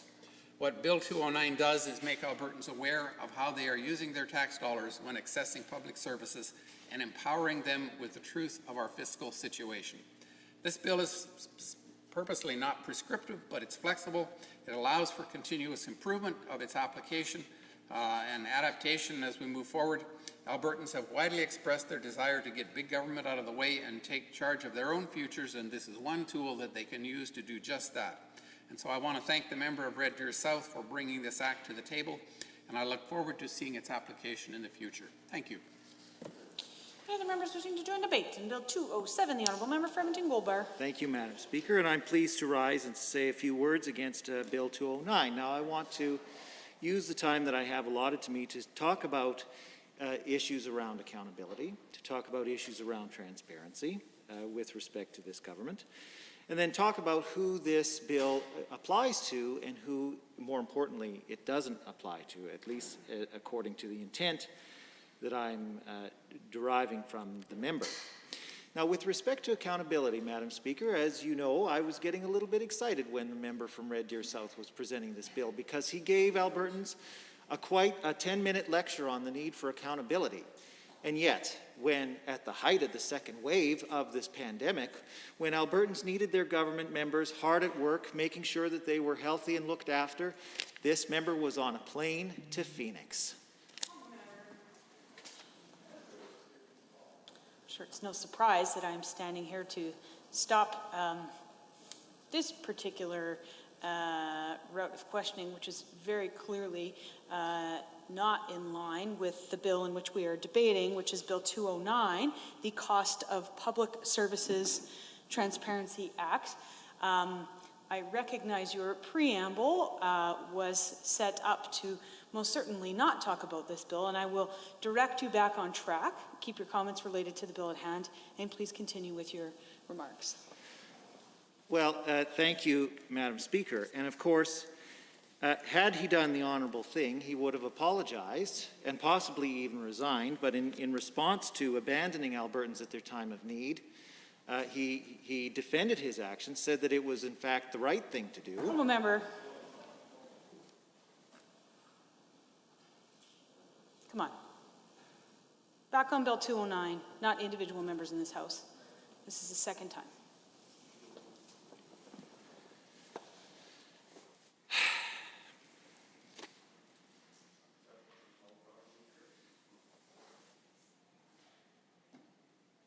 With respect to the issue of accountability and transparency, I will note, perhaps you will find this related to the bill, Madam Speaker, that this member for Red Deer South was also on Treasury Board and had the opportunity to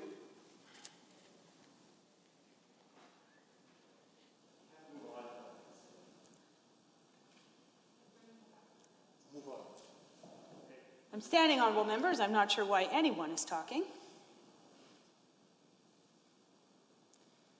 The honourable member, I will provide some caution. While these current remarks are not completely offside, this debate is not to be about individual members in this assembly. I will provide another round of cautioning and ask you to continue with remarks related to Bill 209. As I was saying, Madam Speaker, this member was a part of Treasury Board, and Treasury Board has an important role in determining how the finances of the province of Alberta are reported. Now, had this member been successful in achieving his goals related to financial transparency and accountability, we wouldn't be here needing to debate this ridiculous private members bill, because Treasury Board would have agreed with his arguments that this is what the people of Alberta needed with respect to accountability and transparency when it comes to the finances of the province. And so what's clear to me is that what this member failed to achieve while he was on Treasury Board, he's now trying to do from the floor of the legislature through a private member's bill, and he shouldn't be allowed to get away with it. With respect to the issue of transparency, Madam Speaker, it is a bit rich to hear private members of the government caucus talk about the need for more transparency around government finances, when in fact my colleagues here in the official opposition have been trying ever since April 16th of 2019 to get a modicum of transparency from this government on how it spends incredibly huge sums of money.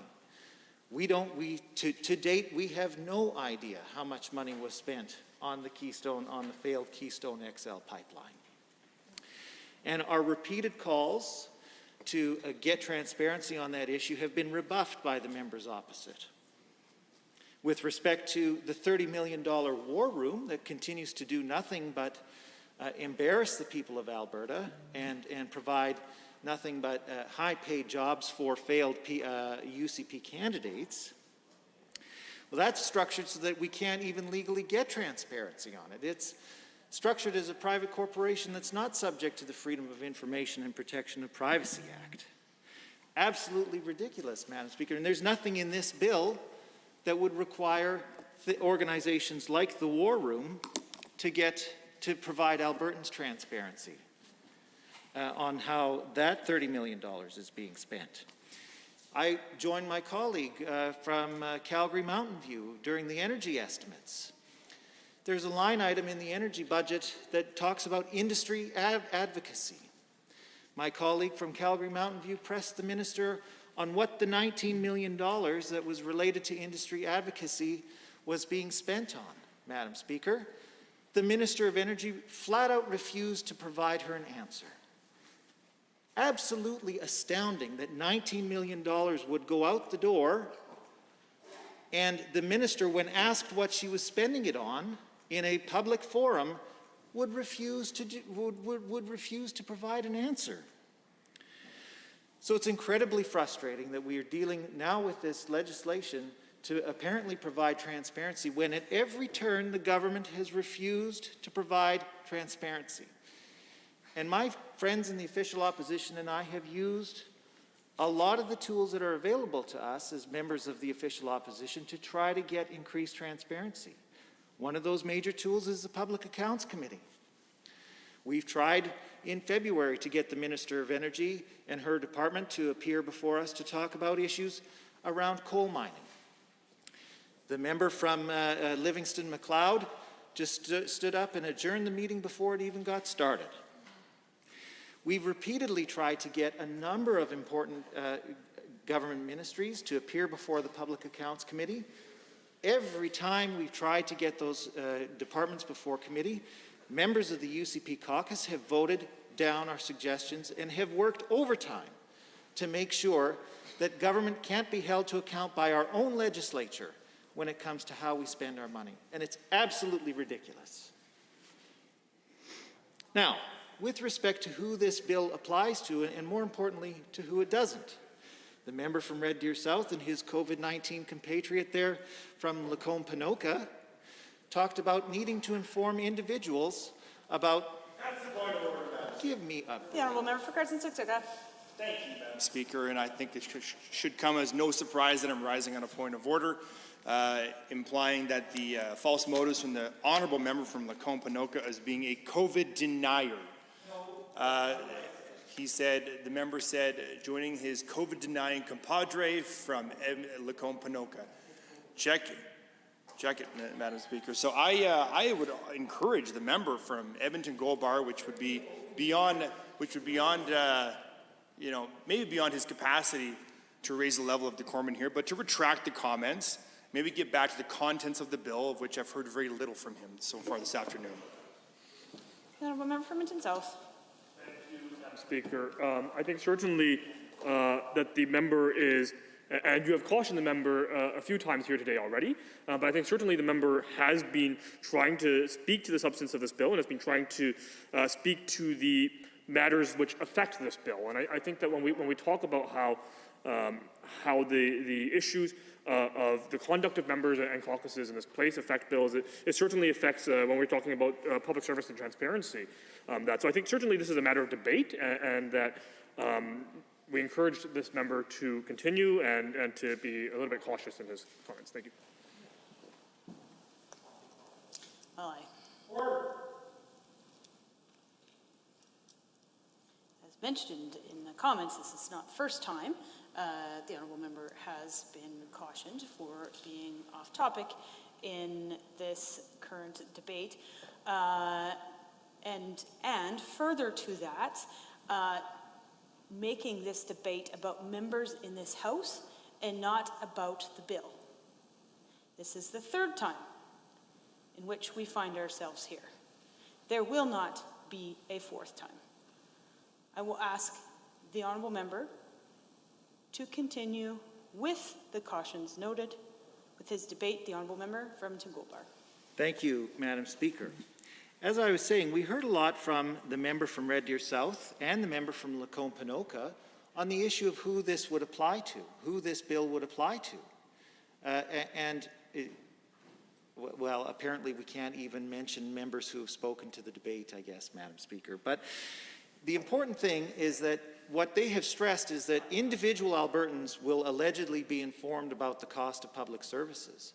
What I'd like to see in this bill is Albertans informed as to what the cost of public services that are provided to corporations would be. So is there anything in this bill that would allow Albertans to see how much Suncor and CNRL and Synovus benefit from our education system? I noticed that they hire a lot of people who have gone through school, both elementary and high school, and as well as advanced education here in Alberta. How much have they benefited from the public dollars that have been spent on that education that was provided to them? How much have they benefited from the provision of health care, free health care to their workers? Right? How much have the people of Alberta subsidized those companies with? I would like to know how much they each individually made from the giant corporate tax cut that this government made. They made a $4.9 billion corporate tax cut when they reduced the corporate tax rate from 12% to 8%. How much of that went to Suncor individually? How much of that went to CNRL individually? How much did that go to Synovus individually? How much did each corporation individually benefit from that $4.9 billion tax cut?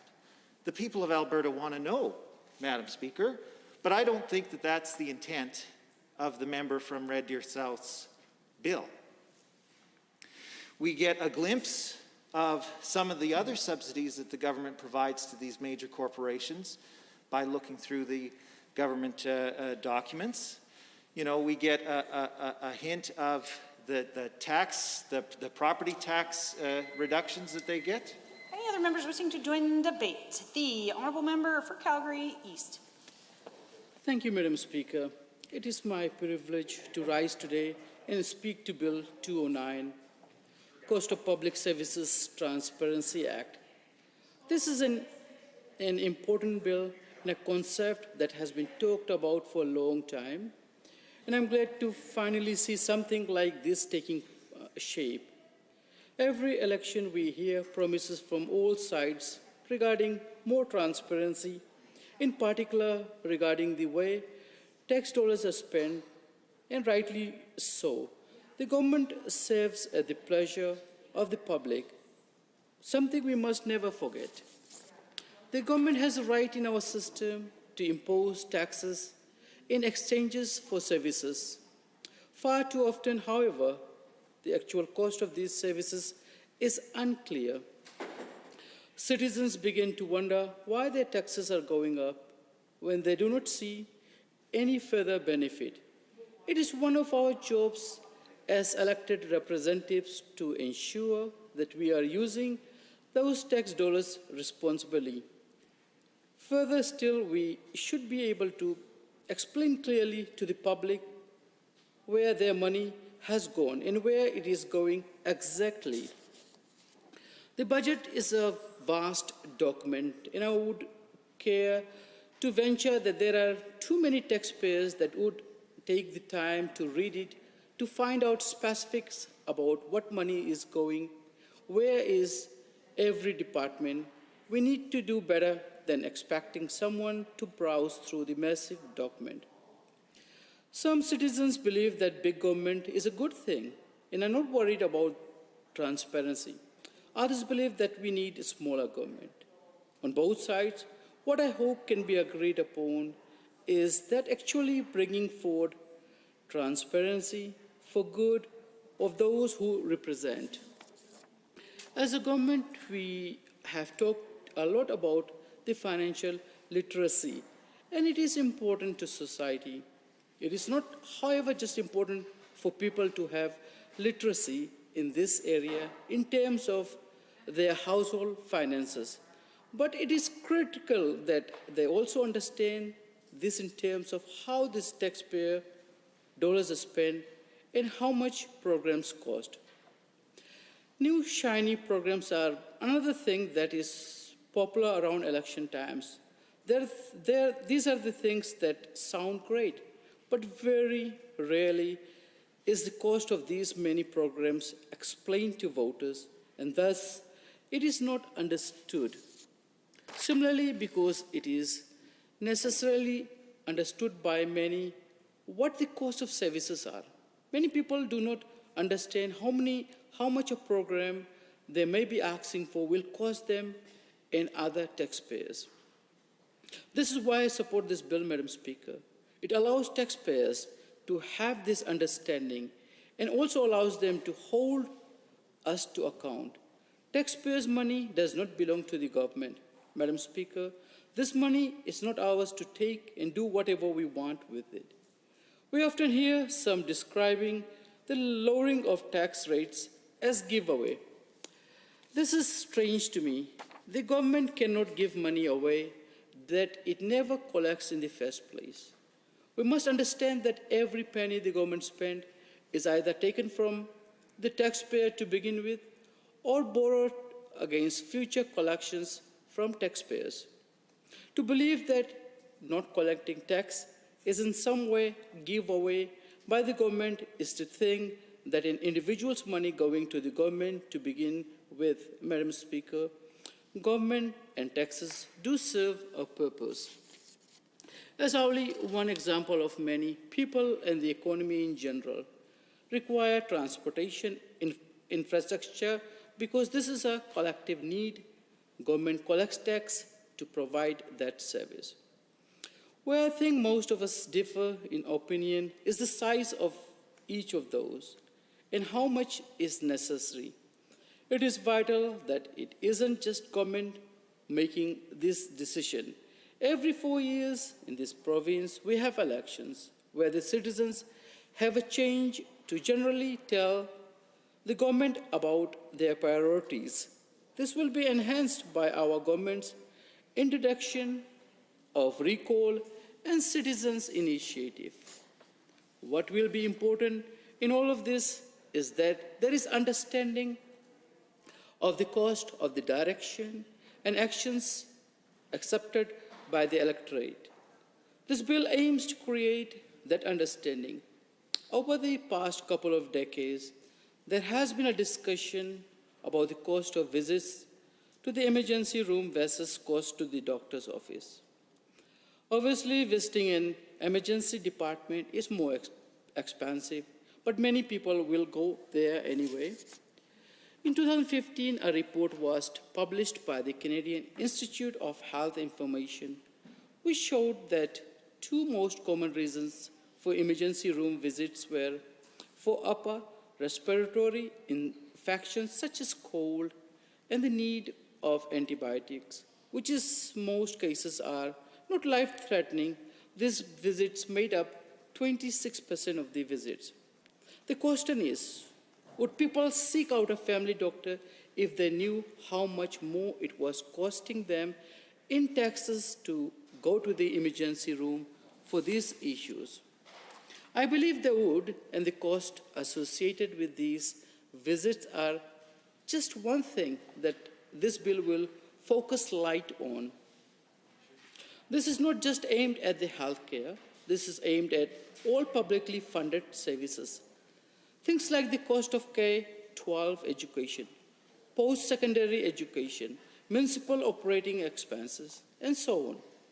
I'm sure that there is some concern about whether this would increase cost by way of requiring there to be someone reporting these things. This bill also aims to address these concerns. We know that the organizations should and will to keep track of their expenses. It is simply a matter of reporting them to the public. This is not meant to be more red tape and require separate newsletters or reports to go out to the public. Simply adding it to what is already there. We live in a digital age where it is easier than ever to post information. I do not believe we are asking for anything here that is already on record internally.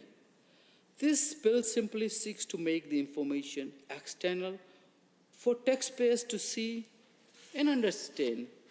This can also be done within means by which communication is already done with taxpayers. For example, municipalities send out tax assessment to property owners. A breakdown of cost can be added to that same notice. One thing that I hope may also be done here is the requirement for landlords to pass this information on to their tenants. I think often tenants feel like they do not pay taxes because they do not own the property, thereby making them feel disconnected to the need to be more aware of where the taxes end up. This, however, is not the case. They simply pay these taxes through rent, which the landowner is then charged by the government. For K-12 education, parents receive report cards. The breakdown for education costs for their child can be reported on as part of that report card. In fact, it would be almost appropriate for parents to receive that in this way, since taxpayers should have a right to receive report cards about how their money is spent. And this is really what is this, Madam Speaker, a means by which a report card is issued to taxpayers so that they understand better how their hard-earned money is spent through taxing. Again, this is about transparency, the thing that is so consistently campaigned on.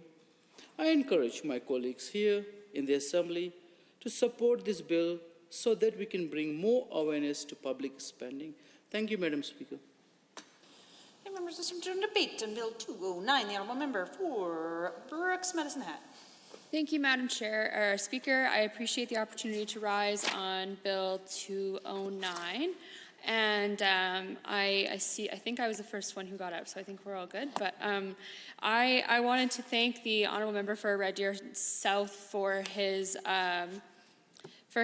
bill. I know that in Private Members Business Committee we got into this a little bit, but I'm happy to see that it has proceeded to the House and is receiving the debate that it deserves.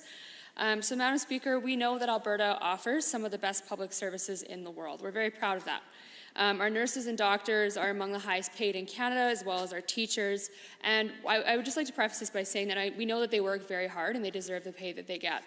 But it's also important to remember that taxpayers provide those funds and provide the ability to have such world-class public services.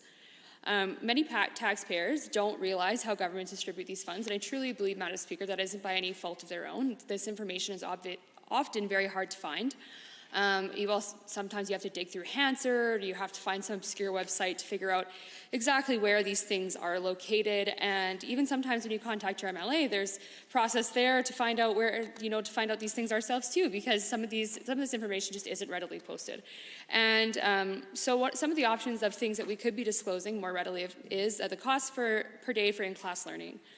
What is the cost of an emergency room visit? How much does an MRI or an X-ray cost? How much does a hospital visit cost? How much does a cataract surgery, whatever, how much does that cost the taxpayer? Many Albertans call these services free. I know that when I listen to media from the South, we hear, Canada has free healthcare and Canada has free whatever. But we know that nothing is really free. It is public healthcare, and we're proud of that. It is public services, and we are proud of those. But it isn't necessarily free, Madam Speaker, because the reality is that the government can't take what hasn't first been taken from taxpayers. So we can't be giving what we haven't first taken away in the first place. Now, if more Albertans had the opportunity to see how their taxes paid for public services, like healthcare and education or post-secondary or anything else in between, they might have a greater appreciation for those who provide them. So it might perhaps dissuade too many trips to an emergency room for something that maybe doesn't need to go to an emergency room. Maybe somebody would say, okay, maybe it can wait till tomorrow. Of course, we wouldn't want to dissuade anyone from going for an emergency, but it's just an example.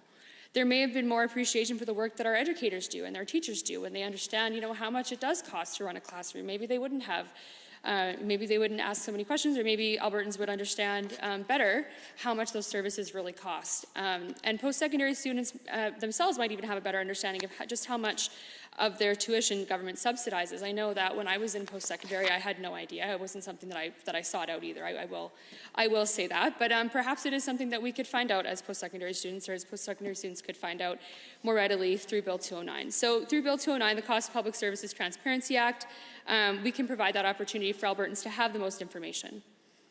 And we're proud of this, Madam Speaker, that unlike our neighbours to the south, Albertans will not receive a bill for their hospital and doctor visits. But at the same time, Albertans will have they do have no tangible way of knowing the value that we receive in Canada for these services, specifically in Alberta. So if Bill 209 passes, everyone could receive a cost breakdown for any of these services. And also, municipalities would have to provide an account for their operating expenses with property tax assessments.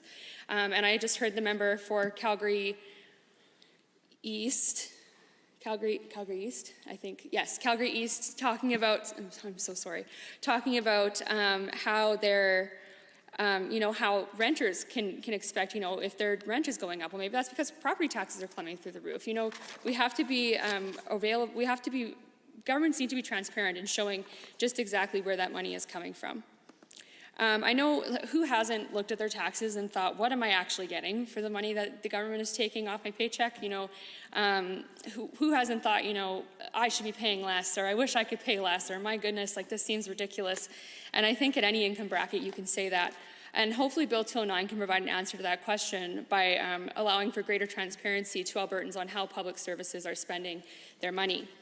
It will simultaneously keep governments more accountable and increase taxpayer awareness. I know I've heard from both sides of the House, in fact, Madam Speaker, that we should be more accountable, we should be more transparent, we should be telling Albertans, what's going on in here, we should be telling Albertans what goes on behind closed doors, and I think, and we totally agree with that, I totally agree with that, and I think the member for Red Deer South is showing his commitment to transparency by putting forward this piece of legislation, and I really do appreciate his effort on that and his willingness to be forthright, even though it could be seen as controversial. So, but I don't think that transparency is anything that any government should fear. And transparency is the least that constituents should expect. And because of that, I will be supporting Bill 209. And I would encourage all of my colleagues on both sides of the House to support the Cost of Public Services Transparency Act. Thank you, Madam Speaker. The Honourable Member for Edmonton South. Thank you, Madam Speaker. And just to confirm, I have right till 5 o'clock, is that right? Perfect, awesome. So no, it's a pleasure to rise today and speak to Bill 209, the Cost of Public Services Transparency Act. And Madam Speaker, it's a little bit concerning that we're seeing this bill come forward at this time, because when we're talking about an economy of which this government has led to tatters, when we're talking about a situation in which this province, we saw tens of thousands of jobs lost before this government, or before this pandemic even began, and we see tens more thousands of jobs lost as this continues, that instead of trying to bring forward legislation that will actually help put Albertans back to work, instead of bringing forward legislation that will actually allow Albertans to succeed and excel in the future, we're seeing instead basically a financial audit bill which is going to create an additional bureaucratic step, create additional red tape, and doesn't sufficiently explain how it's different than some of the other mechanisms we already have, right?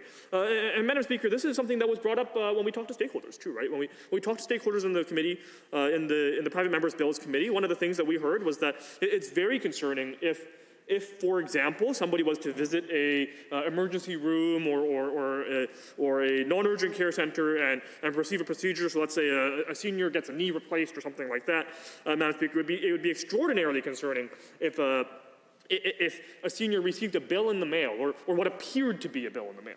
So indeed it could be what the member describes more as a receipt, but indeed if it's something that could be in this modern day where we already see so many scams occurring across the internet and telephone scams, where we see so much already that is preying on Albertans that they might then receive from their government communications that would be misleading or communications that would be hard to interpret for an average Albertan. So I think it's very dangerous when we talk about this, when we already have processes like the Auditor General, when we already have processes like the processes that the member having formerly been on the Treasury Board should know about, and having this transparency that already exists. So it's pretty concerning that we see this caucus move forward with this bill that it basically intends to take up additional time and resources of the government, that basically intends to take up additional time and resources of public service workers to create these redundant reports that may in fact be very difficult for the average Albertan to understand. And when we talk about these reportable costs, and we talk about these designated services, it's entirely vague what that actually means. And the member himself, when he introduced this bill, actually spoke to that. He said, well, it's all in regulation. Not every service will be designated. It can change based on what the government sees in consultation and wants to bring forward. And that's also very concerning. It's very concerning that basically we're bringing forward this bill without having done the proper consultation, without having done the proper work, without having actually understood where the inefficiencies may lie or indeed where this may be effective or not effective.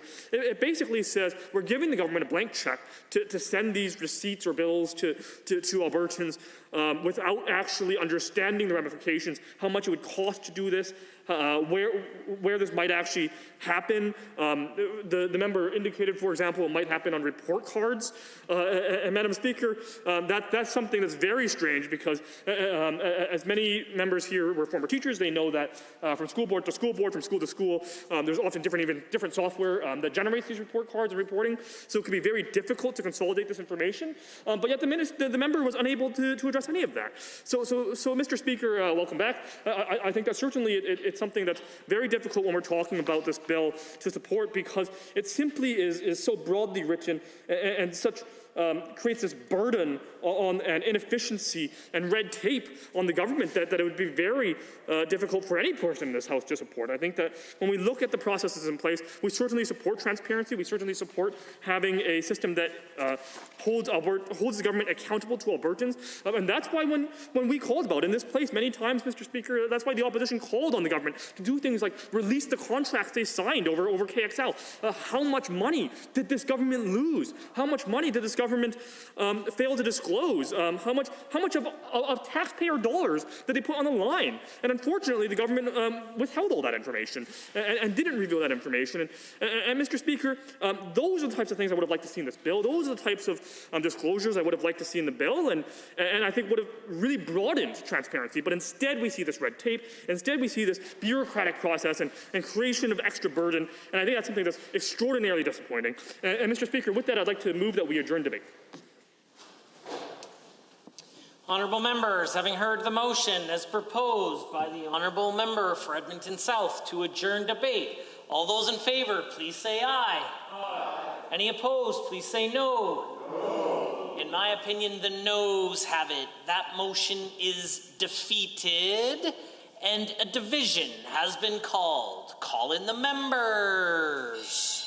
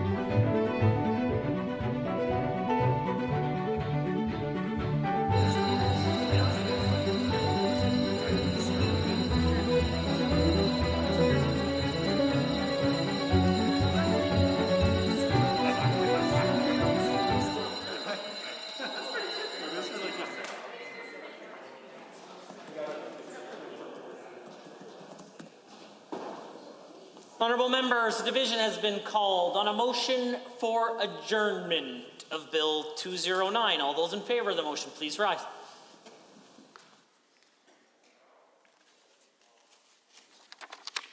Mr. Dang, Mr. Nielsen, Member Irwin, Ms. Sigurdsson, Ms. Pancholi, Mr. Schmidt. All those in favor, or apologies, all those opposed, please rise.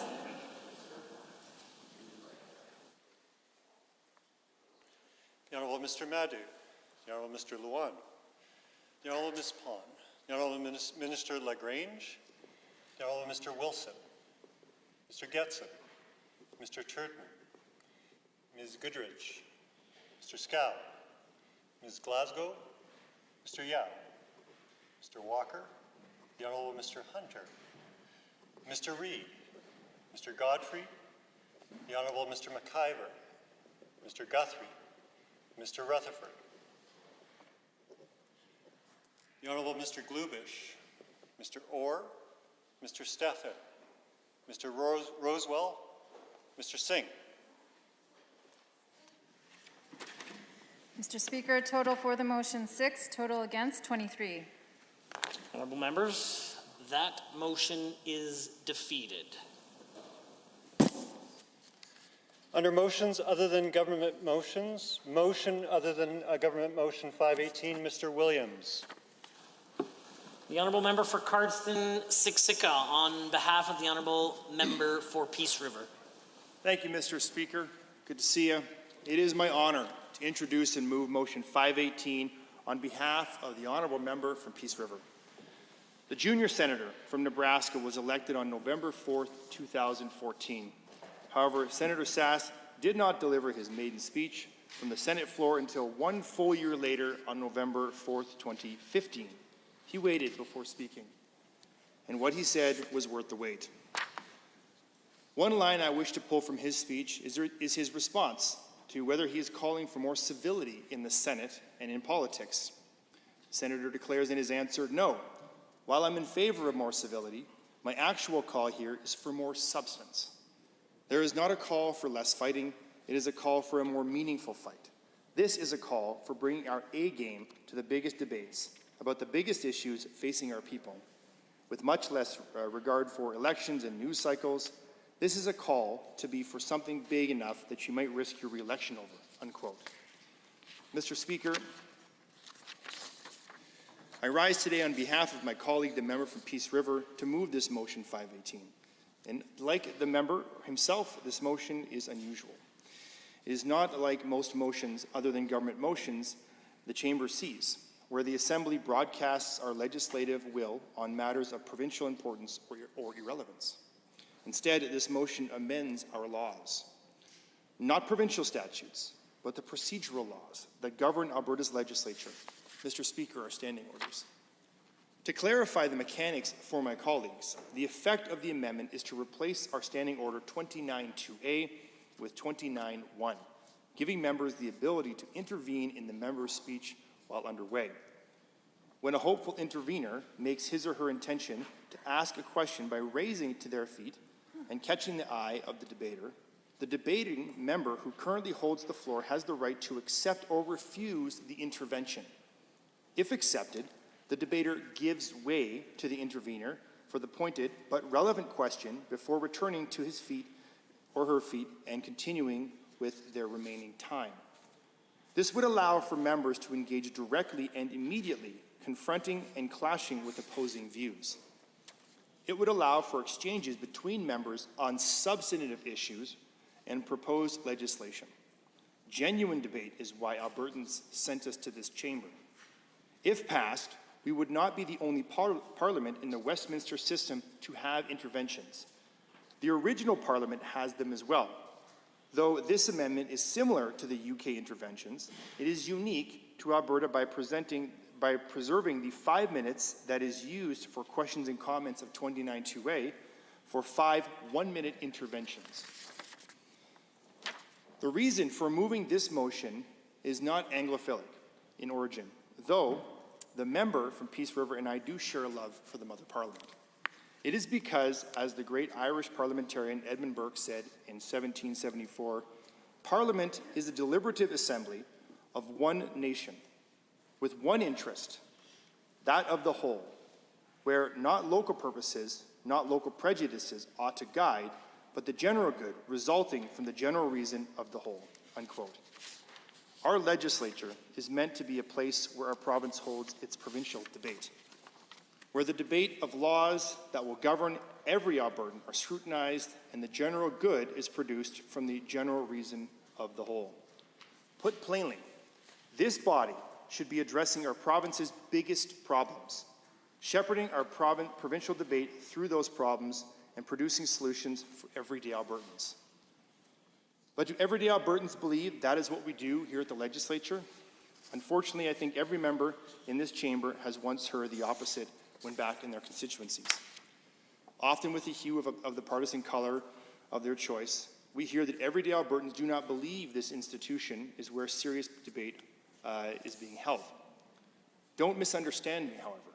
I believe we, opposition and government members alike, do important work contributing to the good for Albertans.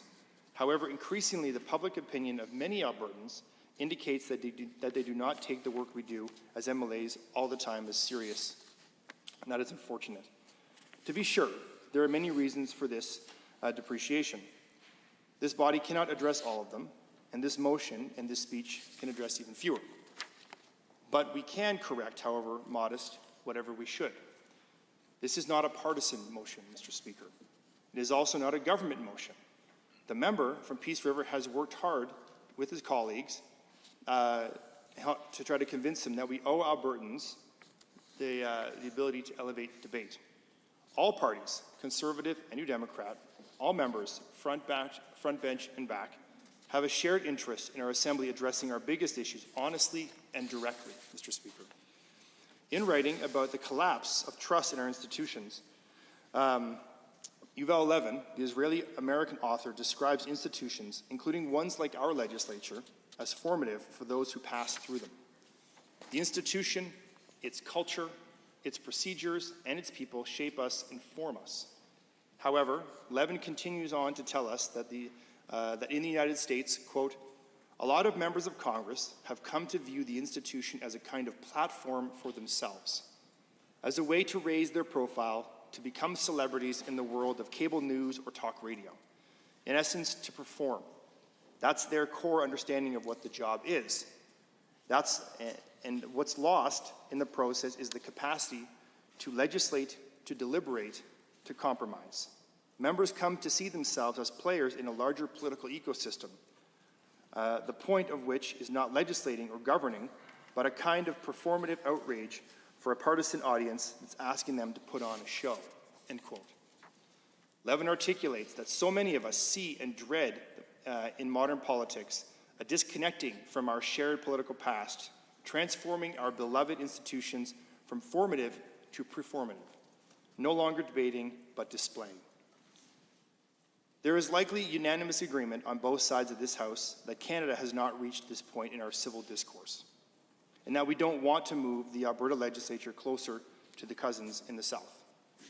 However, we cannot deny that the slow creeping of our provincial political institution towards a stage of performance is concerning, if it truly is foreshadowing the impending circus show that follows. Bluntly put, our job is not a performance. It must be to debate and to pass legislation, or we will join the spectacle. If we as a legislative body want to maintain the institution we have inherited, it rests on us to cultivate our love of debate and to enshrine in our procedures orders that allow us to address Alberta's biggest issues, as Albertans expect us to, directly, honestly, and with conviction. Procedure should be used to encourage sober deliberation and allow for genuine confronting of opposing views. Similarly, debate should not be used as a blunt tool to impede government progress with inane diatribes, no matter the content. Instead, debate should be used as iron sharpens iron, pressing for better answers and sharpening legislators and legislation in the process, not the squeezing of timelines.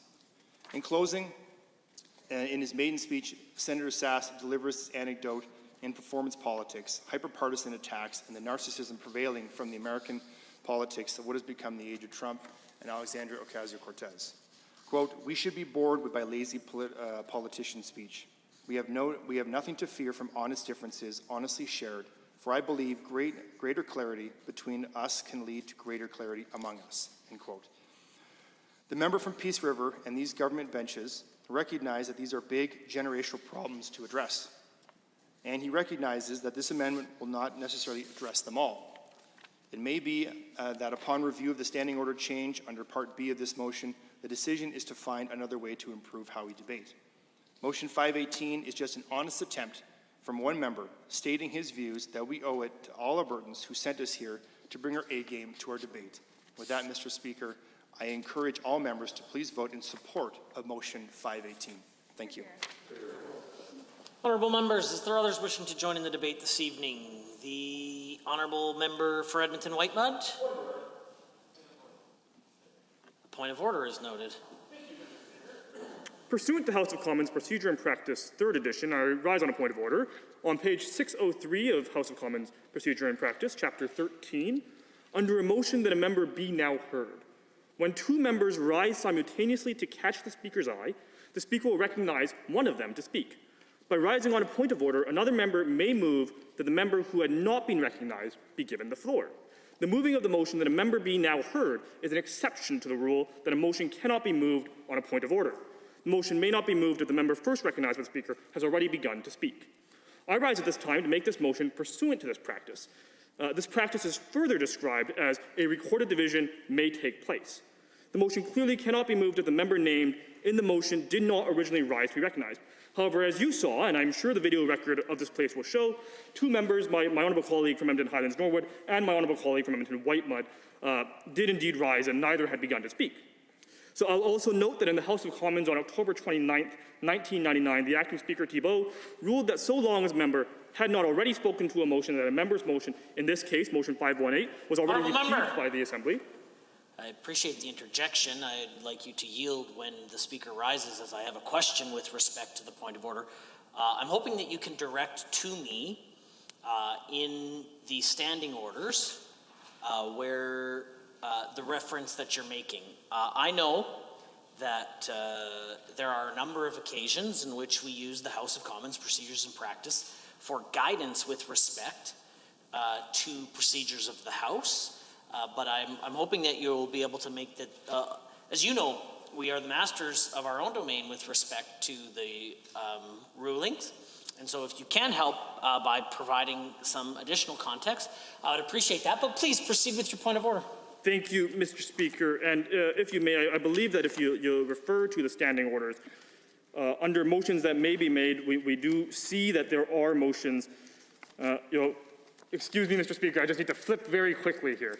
But certainly I believe that there are motions that are in order at all times, and certainly motions that refer to the order of business are in order at all times.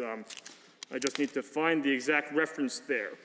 However, I will note that in multiple cases that we have seen rulings on this, it is certainly in order for us to make decisions on what the proceedings of this place are going to be, as you had just stated in your own words here, Mr. Speaker. I certainly believe that when we move forward under standing order, 43, which is motions receivable during debate. And Mr. Speaker, certainly when we look at these motions, we can see that the 43F to proceed to another order, and we do have the ability to proceed to and decide on our own business.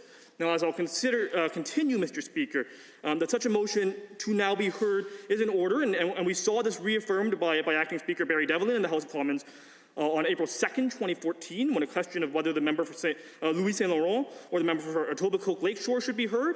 And of course, on May 9th, 2012, Speaker Scheer in the House of Commons also had a similar motion raised when a question for whether the member for Acadie Bathurst or the member for Kisbesby Ile de la Madeleine had managed to catch the Speaker's eye first.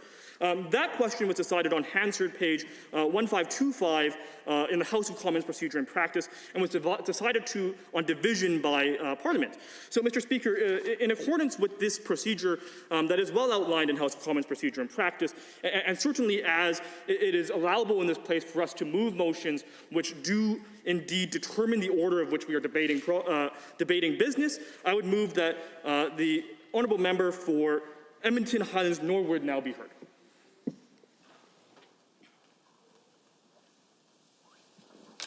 The honourable member for Carson-Siksika. Thank you, Mr. Speaker. It's highly irregular, and I find it unusual that the member from Edmonton South, I believe it is, would want to interject and begin debating another motion, given that we are currently on 518.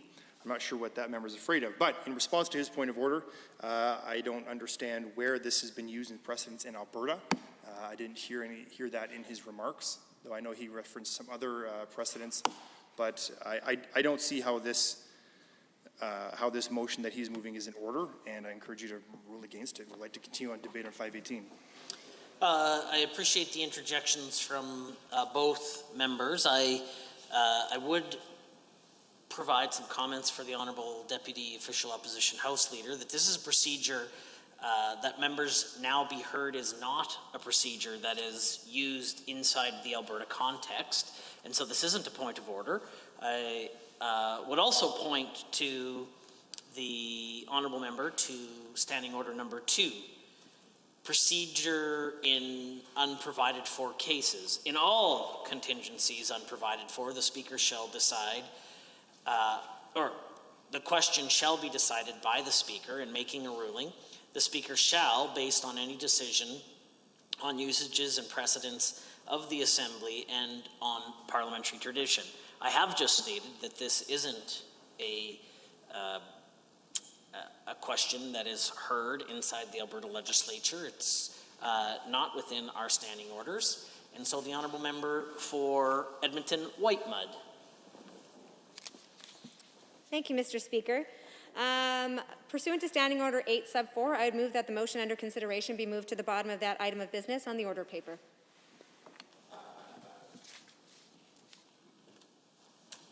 It's a debatable motion, isn't it? Honourable members, having heard the motion as proposed by the Honourable Member for Edmonton Whitemud, pursuant to Standing Order 8 sub 4, that the motion now be moved to the bottom of the order paper. All those in favor, please say aye.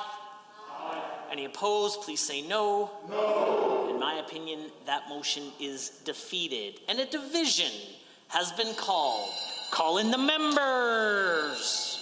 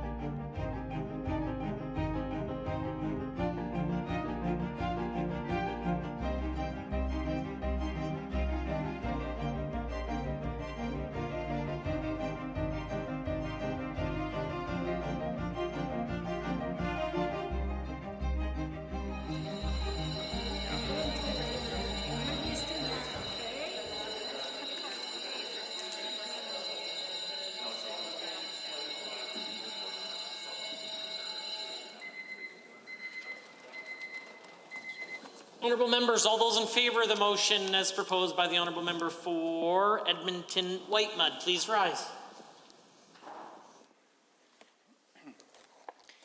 Mr. Dang, Mr. Nielsen, Member Irwin, Ms. Sigurdsson, Ms. Pancholi, Mr. Schmidt.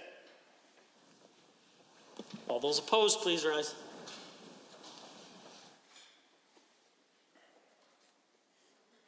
The Honourable Mr. Madhu, the Honourable Ms. Pond, the Honourable Minister LaGrange, the Honourable Mr. Wilson, Mr. Getson, Mr. Turton, Ms. Goodridge, Mr. Scow, Ms. Glasgow, Mr. Yao, Mr. Walker, the Honourable Mr. Hunter, Mr. Reid, Mr. Godfrey, Mr. Guthrie, Mr. Rutherford, Mr. Orr, Mr. Rosewell, the Honourable Mr. Glubish, Mr. Singh. Mr. Speaker, total for the motion 6, total against 20. Motion is defeated. I would like to provide some additional comments with respect to the point of order as earlier raised by the Honourable Member for Edmonton South. I appreciate his keenness in which to quote House of Commons procedures and practice. So while he is continuing to do additional research, I hope that he will read page 600, chapter 13, Rules of Order and Decorum, Usual Orders of Speaking. There is no official order for the recognition of speakers laid down in the standing orders, and the chair relies on the practice and precedent of the House in this regard. He'll know that that was not the precedent in which he used earlier. The standing orders simply authorize the Speaker to recognize for debate any member who seek the floor by rising in his or her place. The member who is, quote, seen first is accorded the right to speak. This is commonly referred to as catching the Speaker's eye. I will proceed down to the bottom of page 601, while it says, well, the Speaker has complete discretion in recognizing members. And for good measure, because I know he's sharpening up on his skills, Beauchene's Parliamentary Rules and Forms, 461, list of members desiring to speak. Officially, there is no list of members desiring to speak in debate. Any member who wishes to speak may rise and endeavor to catch the Speaker's eye. The member who is seen first has the right to speak. 462, well, the Speaker is the final authority on order of speaking in the House. On occasion, he has used independent judgment. It was very clear to me that the Honourable Member for Edmonton Whitemud caught my eye, in which she was recognized. There is no need for a point of order. Is there anyone that would like to join in the debate? The Honourable Member, a point of order has been called. Thank you, Mr. Speaker. I believe the Honourable Member for Edmonton Whitemud still has approximately 9 minutes remaining of debate, and certainly I had confirmed earlier that after such motions had been made, that time would be continued after votes and divisions. Thank you.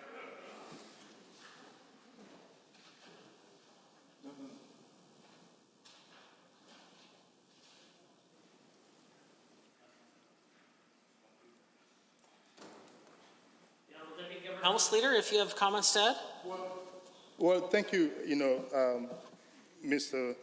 Speaker. In my assessment, the moment the Speaker ruled on the point of order that was raised by the member from Edmonton South, and given the nature of that particular point of order, it is my assessment that brings that particular matter to a conclusion, and therefore the Speaker is within his right to recognize any other member that rises and to speak on the motion. And therefore, Mr. Speaker, it is my view that this is not a point of order.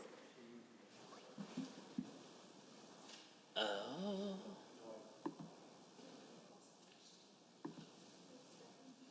do appreciate the interjection from the Honourable Government Deputy Government House Leader, to provide some context with respect to speaking order following a Standing Order 8.4, I believe it is. Earlier in this parliamentary session, the Honourable Member for Cardston-Siksika had raised a similar motion under Standing Order 8.4, concluded his remarks, a vote was taken, and the Assembly did not return to the Honourable Member for Cardston-Siksika for him to continue with any additional remarks, as I consider this to be a dilatory motion, as such would conclude the remarks. It is separate from, say, an adjournment, which is a non-dilatory motion moved. But if you give me 30 seconds, I will take a quick moment to confer with the table to ensure that my ruling is correct.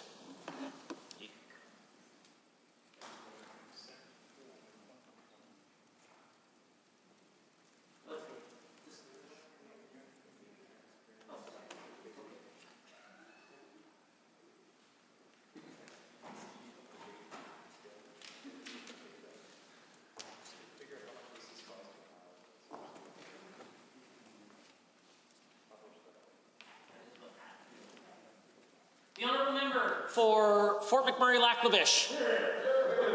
I am honoured to stand today. The Honourable Member for Edmonton South. Under point of order 13.2. You what my ruling was, because earlier in the session, the Honourable Member for Cardston-Siksika had the exact same situation, and that's how it was ruled. So unless you have another question about the ruling, that is not, you can't just call a 13.2 because you disagree. This is based upon the Honourable Deputy Government House Leader. Appreciate your interjections, but I don't need your support. Okay. Thank you, Mr. Speaker. Under 13.2, I appreciate that perhaps you have ruled that the member loses the remainder of that time. Does that also mean that because the motion 8 sub 4 was moved at the beginning,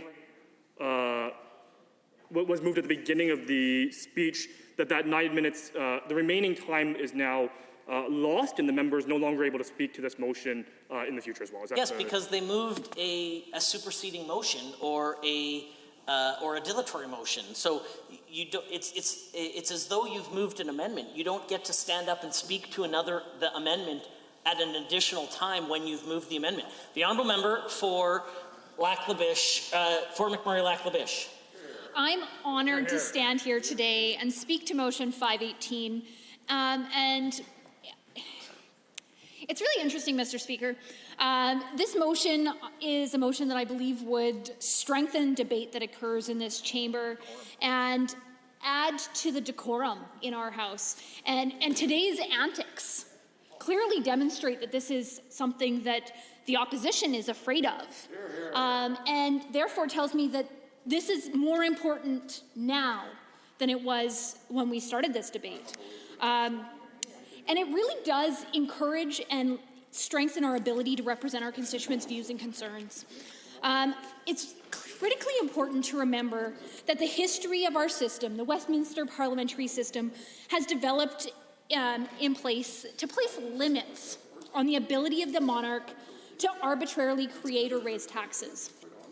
The entire process as to why this was created was simply to create some regulations around that. And it was our first step towards creating a responsible democratic government in the history of our system. And the Westminster parliamentary system has then developed significantly since those early days and has evolved over time in every different jurisdiction where it exists. And we have adopted many rules and conventions that conduct the parliament and parliamentarians that are elected. And as such, we've heard from many of the different parliamentary resources that we have at our disposal to help us in conducting our debates. And it's really interesting. The mechanism of a 29-2A, as it has become known in Alberta's system, is unique to Alberta. It was created in approximately the mid-2000s, 2005, 2006, by the former PC government as a mechanism, and it was supposed to be similar to the intervention in the UK parliamentary system, as well as to some of the systems that existed in Ottawa. And the reason why I bring this up is because this is a relatively new, in the scope of parliamentary democracy, this is a relatively new system that was brought in. And while it served a very good purpose initially, I believe that it isn't serving the purpose that it was brought into, which is to have make sure that we're constantly improving and holding decorum up within this chamber.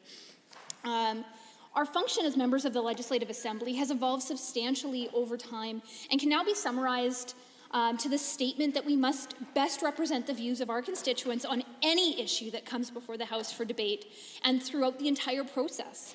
And Motion 518, not only does it strengthen our ability to represent our constituents by improving the dialogue and debate that can occur within this House, but it allows for more debate. It allows for those interventions where one member can ask a clarifying question, and it also will allow for more dynamic debates, where questions can then be addressed in a more immediate fashion than is currently possible in our current system.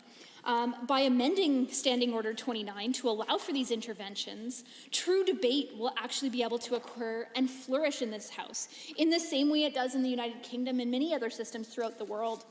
Our ability to respond to specific elements of a speech at the time they arise will give members the ability to seek clarifications when and where it is needed for clarity's sake. And so many times in this chamber, as a member is delivering a speech, I will have questions that have come into my mind, and this gives us a great opportunity to really clarify in the moment what that speaker is trying to get at, to, within the parameters of the system, make sure that we understand what our honorable colleagues are raising so that we can understand the views of their constituents and where they're coming from. Further, this would allow for a challenge on a statement or fact to be raised immediately, which would then ensure that the content of the speech remained thoughtful and relevant to the legislation at hand at all times. Further, it would allow us as members to highlight key views or concerns of our constituents as related to a speech, which is the fundamental role we members were elected to fulfill. Mr. Speaker, this is such a critically important idea of the motion. Well, members, I hesitate to interrupt, but pursuant to Standing Order 4.1, the House stands adjourned until this evening at 7:30 p.m.